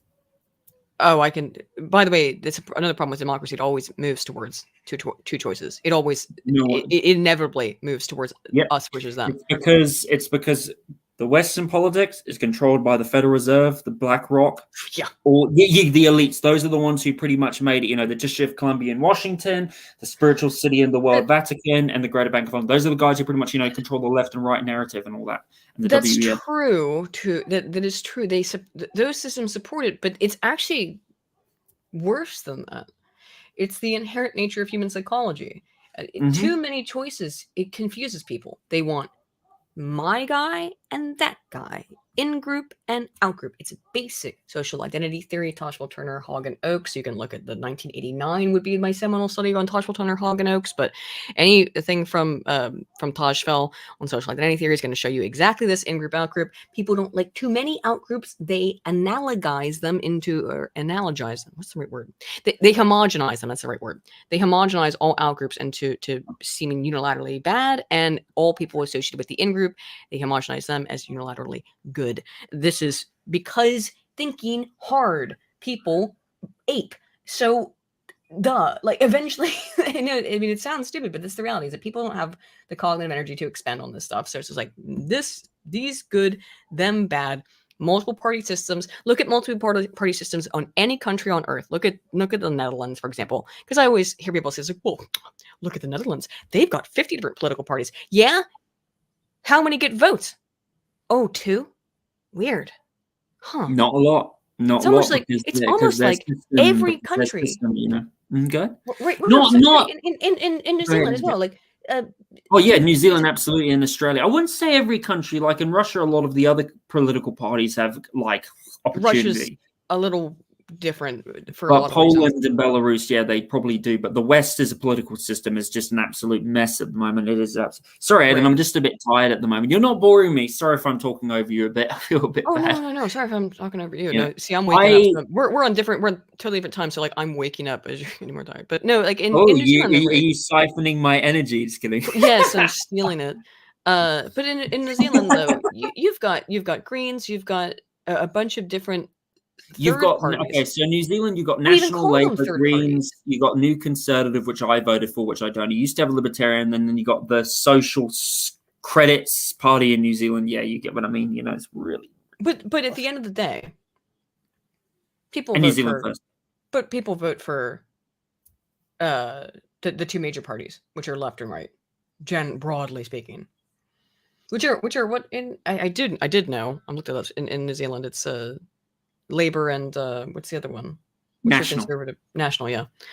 For whatever reason, the Conservative Party in different countries always has a slightly different name, so it makes me a little bit confused. Whereas, generally speaking, in most Anglo-sphere countries, the leftist party is Labour, so it's usually easy to remember. That being said, though, that's my point. Is it 2 parties rule? It always moves towards. Yeah, absolutely. Especially when you have a banking system that is controlling a lot of the world, and all these oligarchs behind the scenes in the WF, who are not elected by the people. I was going to ask you a question, Aydin. So, with you thinking that America would be better as a monarchy, so as we all know in this universe, obviously the Constitution of America ended when the Federal Reserve Act came in. Mm-hmm. Do you think Jekyll Island? That's the end. Yeah. Wait. Try and answer this. Mm-hmm. Do you think if America had been a monarchy, do you think the elites, the globalist elite, would have been able to hijack the monarch of the United States and made the Federal Reserve happen in this universe, in the District of Columbia and Social Security and IRS? Do you think we would have gone in the monarchical universe or no? In this advanced hypothetical, because it is a good question. I think the British monarchy is largely controlled. I think most monarchies are largely controlled by big banks, by these exact same systems that have destroyed American monarchy, or excuse me, American democracy would destroy also American monarchy. So I don't know. I really don't know. I think that the longevity would be more sustainable. It would have taken longer for things to fall to shit under a monarchical system. However, here's the thing. History is cyclical in one way, in that civilizations always rise and fall. Nothing is forever. No system is permanently stable. The reason I advocate for monarchy is that I think that it produces societies that are better for longer periods of time. Democracies are characterized by but like I liken democracies to a teenager throwing a tantrum, like, you got me real dead, and then because it really is that kind of mentality that I find within people who advocate for democracy universally as well, and of course the hilarity that comes out of that is that it's like, well, it can't just be our democracy; it must be yours too. So we're going to install one in your in your foreign country by force. You will accept the democracy pill, or we're gonna turn your country into a glass car park. Sorry, motorcycle. Hello, person on the motorcycle. Right, yeah. Sorry about that. Anywho, so would America be better off right this second on the 19th of July, 2023, had it been a monarchy? I can't fucking say. I think the likelihood that the decay period would be longer, the half-life period of the, chemistry term on it, the half-life period of the American decay, or the decay of any country, I think it would be longer. So I think we might be in a better state if America was a monarchy. I think it's probably very likely, because I think that it takes longer for society to decay under a monarchy. We know this via historical factual evidence in terms of the longevity of monarchies versus the longevity of democracies. However, it's all speculative. That's just my theory, a game theory, and or democracy theory. I don't know. That's my guess, my best guess, but I have no goddamn idea, and no one does, because it's speculative. Just to point out, in the UK recently, there's been a bit of crazy news that Nigel Farage is going to get his bank account shut down. Look, I'm not a fan of Nigel Farage. It already happened. On a lot of cool things. And yeah, I was just going to say it did happen. And the fact that it happened is absolutely insane. What gives these banks the rights to do that? It's someone's money. It's not their money. Wow, it's just crazy. It's absolutely it's not their money. You're exactly right. And yeah, it's not their money. The fact that they what they have done to Nigel Farage should terrify everyone.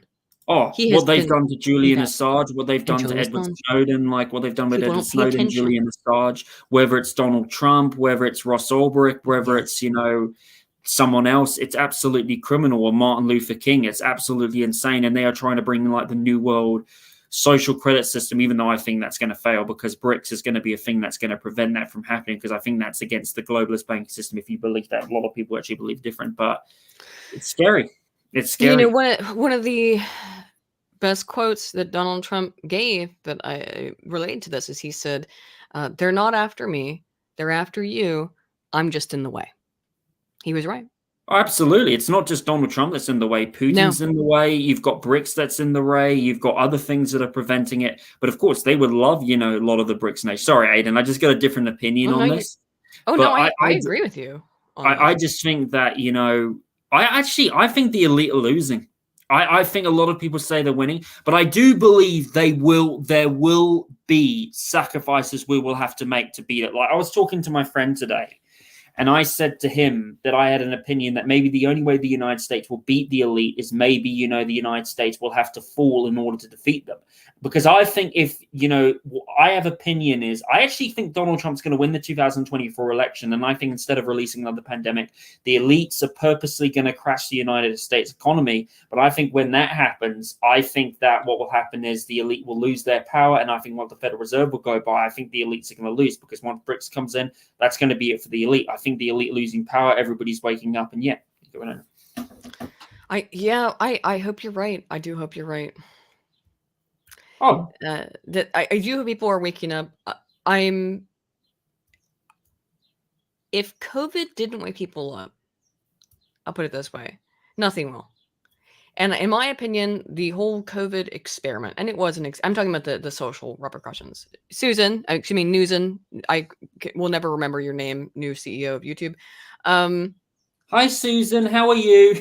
Right. I'll never remember the new CEO's name. I'm just going to call him Susan forever. Look, listen here, Susan. I'm not saying the experiment in any other way other than the social experiments that we know went on about how to curtail the spread of COVID, right?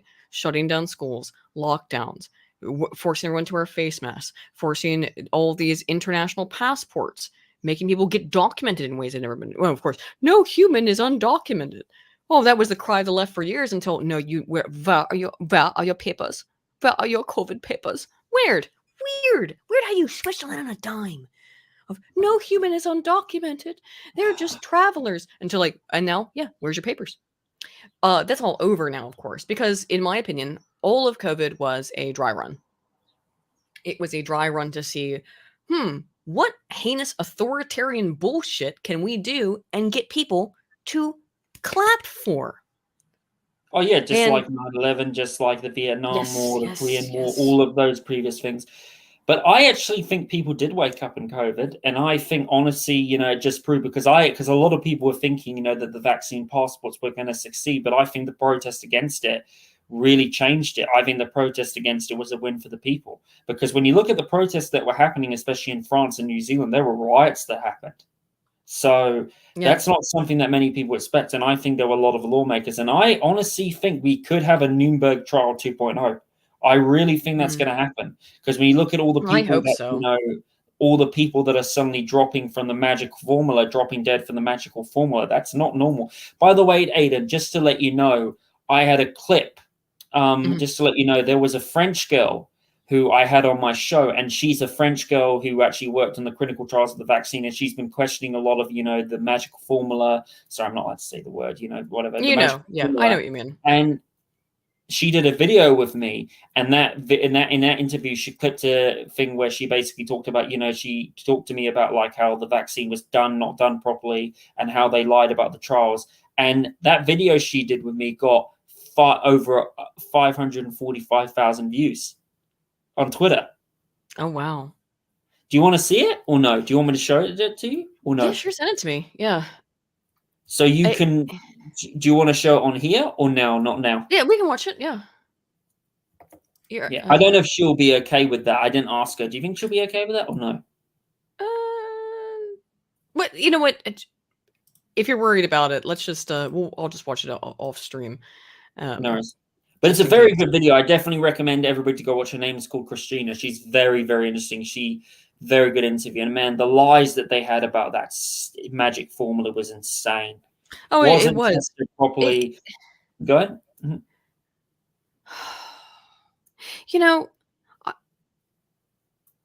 The whole thing drove me up the wall, because there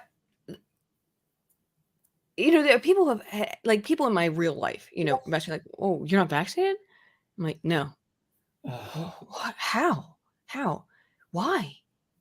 And it's like, I'm a scientist.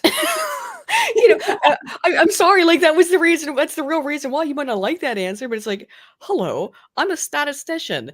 The reason why is that because I know that the amount of time it would take for me to to have an idea for a study, to collect the research to support my idea, to give me a theoretical, in terms of a literature-based background, to think that my idea either hasn't been studied already, or should be studied, or is a gap in the extant data, to then go from that theoretical process into then composing the idea for how the study should be conducted, to then getting IRB approval from a university to say it's ethically okay for you to conduct the study, to then collecting participants, to then actually conducting the study itself, which is going to take a couple of weeks in and of itself to conduct the study. We have to take several rounds depending on what population I'm doing it in. You can do a study quite quickly if you're doing online participants, but let's say it's a laboratory experiment where I need people in person.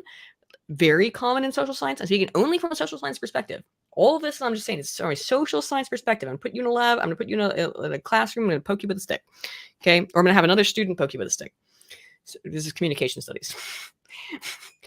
To then take those data that I got, analyze them, do all the statistical analysis that would take the mathematics, and then do a write-up on that, to send that to the publisher for an academic journal, and then for them to review it and say, yep, that looks good, that sounds good, and for them to actually publish that as a piece of finished scientific literature, as I have described the entire process to you, Welsh Republic. How long do you think that takes? For a social science study that is, as I said, about one person poking another person with a stick. in a lab. How long does that take? What's that? I explained the whole process. How long do you think that takes? 5 years, 4 years to make usually. It's about a year. It's about a year. But the fact that it takes about a year minimum, right? That's on average. About a year minimum, maximum 2 to 3. Okay. The fact that it takes 1 to 3 years for me to publish a paper about poking someone with a stick in a lab made me go, you did what with this vaccine in 9 months? You sound very sinister. You sound very sinister when you do that. Just every single one of my, like, you know, as someone who's conducted research, like every alarm bell went off in my head and went like, I don't trust any of that shit. Like, Aydin, can you do your Klaus Schwab? Can you do your Klaus Schwab impression? And Klaus, tongue, Aydin, you don't understand. It is the speed of science. Yeah, no, thank you, dude. That's not the speed of science. The speed of science is the speed of smell, my dude. It's slow as fuck. This shit, if I when they started saying the speed of science, yeah, the speed of science is slow on purpose. It's extremely slow. It's excruciatingly slow, so we don't fuck up. And yet, like, we have a replication crisis in the social sciences where like fucking like 60% of social science papers can't be replicated. So even moving at the speed of smell, social science papers, and it's also it's crazy. It's like 30% of medical papers can't be fucking replicated. That's the scary part. That's where you gotta get fucking scared. I know, it is pretty. Aydin, I just wanted to show you some really ridiculous news that is just hypocrisy at its finest. Hang on, it's just taking a bit of a while. I don't know what it's taking. Can you see it properly? Here. Yeah, got it. So, hang on, I just want to make sure if it's working okay. I'll Gateway Pundit, okay. So it's saying here today, the Michigan, this person, I think she's a Democrat or something, announced felony charges against in Michigan, most likely a Democrat, yeah. Yeah, announced 16 charges announced felony charges against 16 Michigan relegants for their role in alleged false electoral scheme following the 2020 presidential election. What? The Attorney General criminally charged for former President Trump, accusing them of fraudulently to reverse fraudulent effort to reverse Joe Biden's victory. So she's accusing the electors, who are the people who count the votes and make the final decisions, of being fraudulent. She's accusing. This is a kickback because, of course, all of their voting machines are being challenged for good reason. Oh, the voting machines. Actually, United States. You're all biased, so you're bad electors. Michigan. United States voting system is just absolutely fucked. It is fucked. You guys need a new voting system, man. Well, it's like third world level. I'll just get the thing where she's speaking. Sorry, I'll just get that thing on screen. Just real quick about Michigan. I lived in Michigan very briefly. Michigan's a weird state.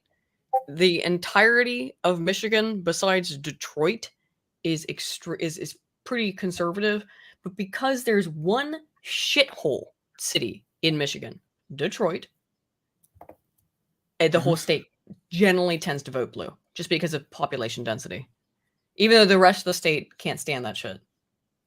People I know in Michigan were all conservatives. Can you see the screen? Yeah, it's popping up right now. Hang on, it's loading. But yeah, I lived in a small town in Michigan. I lived in a small town in Michigan, a wealthy small town in Michigan for about a year, and it was. It's still loading. There we go. Now it's up. Very cool. Just saying, where I lived in Michigan, not a Democrat stronghold. People vote for Democrats there though, just because they always have, because they're union people. Here we go. Okay, I'll stop playing. Sorry, ladies and gentlemen, it's taking so long. That's fine. Here we go. Just going to load it. Look at this clown saying all 16 people are going to be charged. When is Biden going to be charged for his election crimes? Never. For what? I mean, Biden's got so much shit on him. Should be in jail for all eternity. Can't hear it for some reason. I still can't hear it, yeah. Well, there's subtitles. the basement of Michigan GOP headquarters unknowingly, and their own violations, signed their names to multiple certificates stating that they were the duly elected and qualified electors for president and vice president of the United States of America for the state of Michigan. She continues, that was a lie. They weren't duly elected and qualified electors, and each of the defendants knew it. Whoa. They carried out these actions with the hope and belief of the electoral votes Michigan's 2020 election would be awarded to the candidate of their choosing. Oh my God, instead of the candidate that Michigan voters actually chose. As a part of this orchestrated plan. It's finished. Okay. Sorry about that. Okay.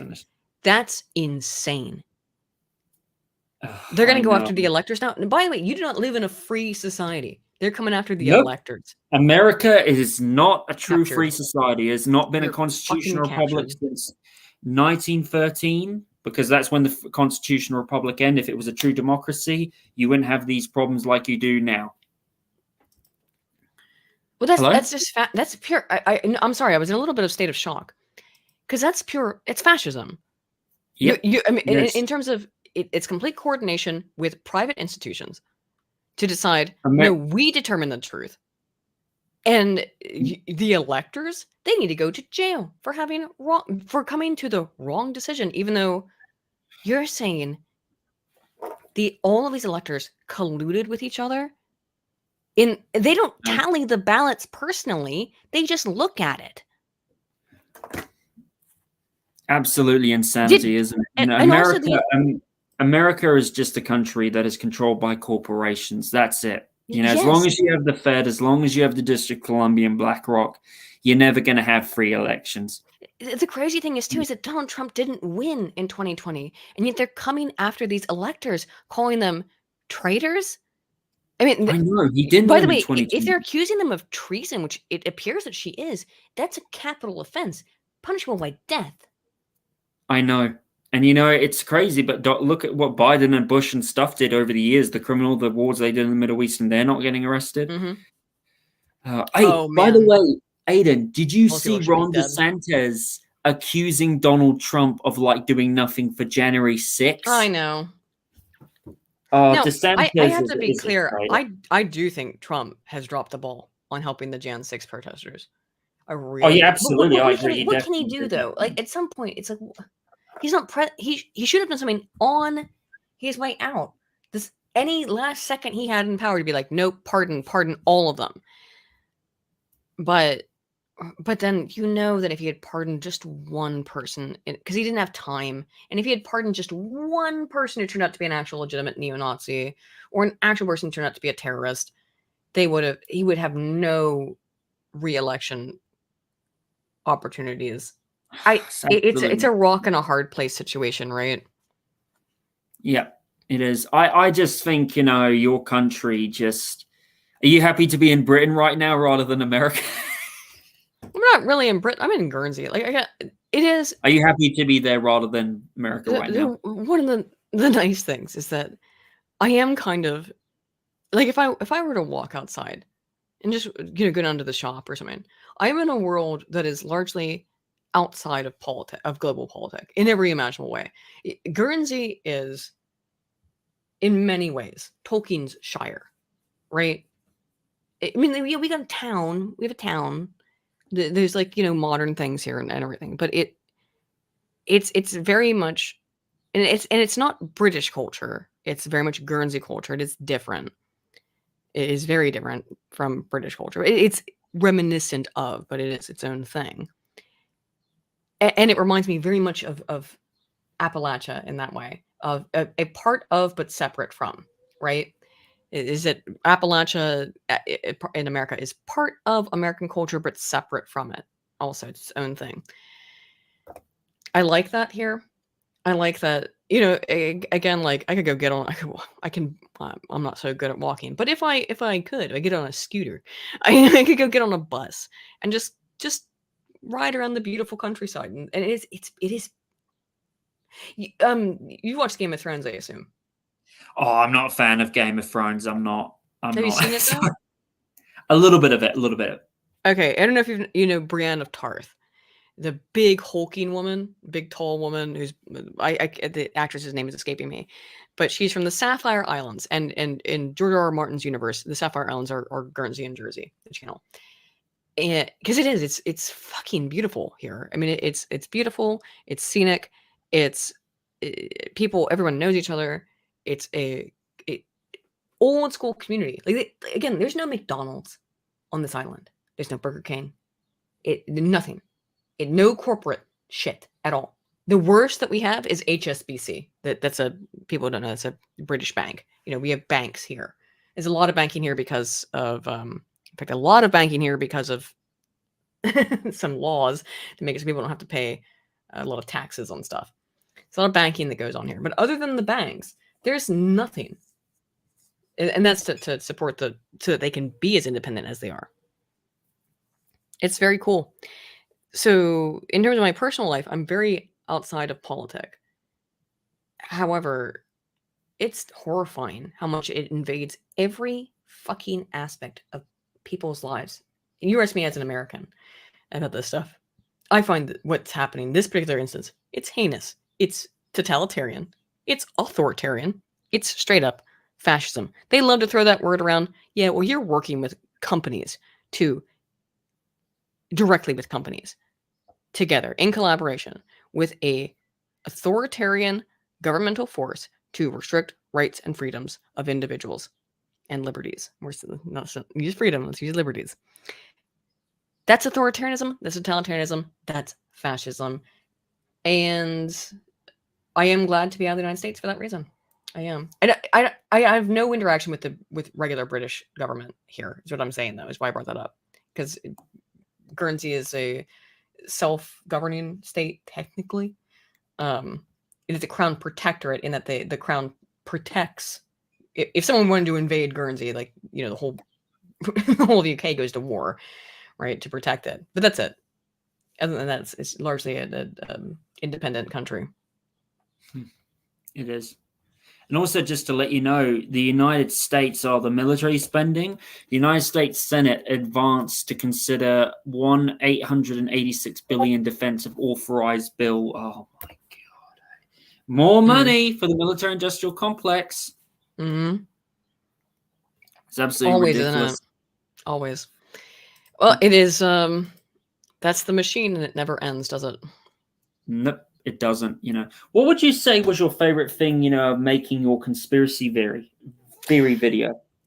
Oh, I like getting creative with it. I really had. I'm upset. Upset's not the right word. I'm disappointed in how poorly it performed. I'm not surprised. I remember even while making it, like Bill told me and some other people told me, like, that video is not going to be. No one's going to be able to see that because it's going to get shut down. But I said in the algorithm, no one's going to watch it, and they're going to be able to see it. It's not going to be, you know, displayed to anyone. And I was like, no, Wendigoon does videos on conspiracy theories. And it's like, oh, Wendigoon's not a political channel. That's why Wendigoon can make a conspiracy theory iceberg video and it go hyper viral because he doesn't talk about politics. I talk about politics, so my video's on it's clearly on a list of like, this is a political channel, and then I make a video called Conspiracy Theories, and it goes, and the algorithm goes, fuck no, that is not getting served to anybody. Even though you watched it, the video, I don't say any conspiracies are real or fake. In the whole thing, I'm just like, this is why people believe in conspiracies. It's not about like this conspiracy or that conspiracy theory.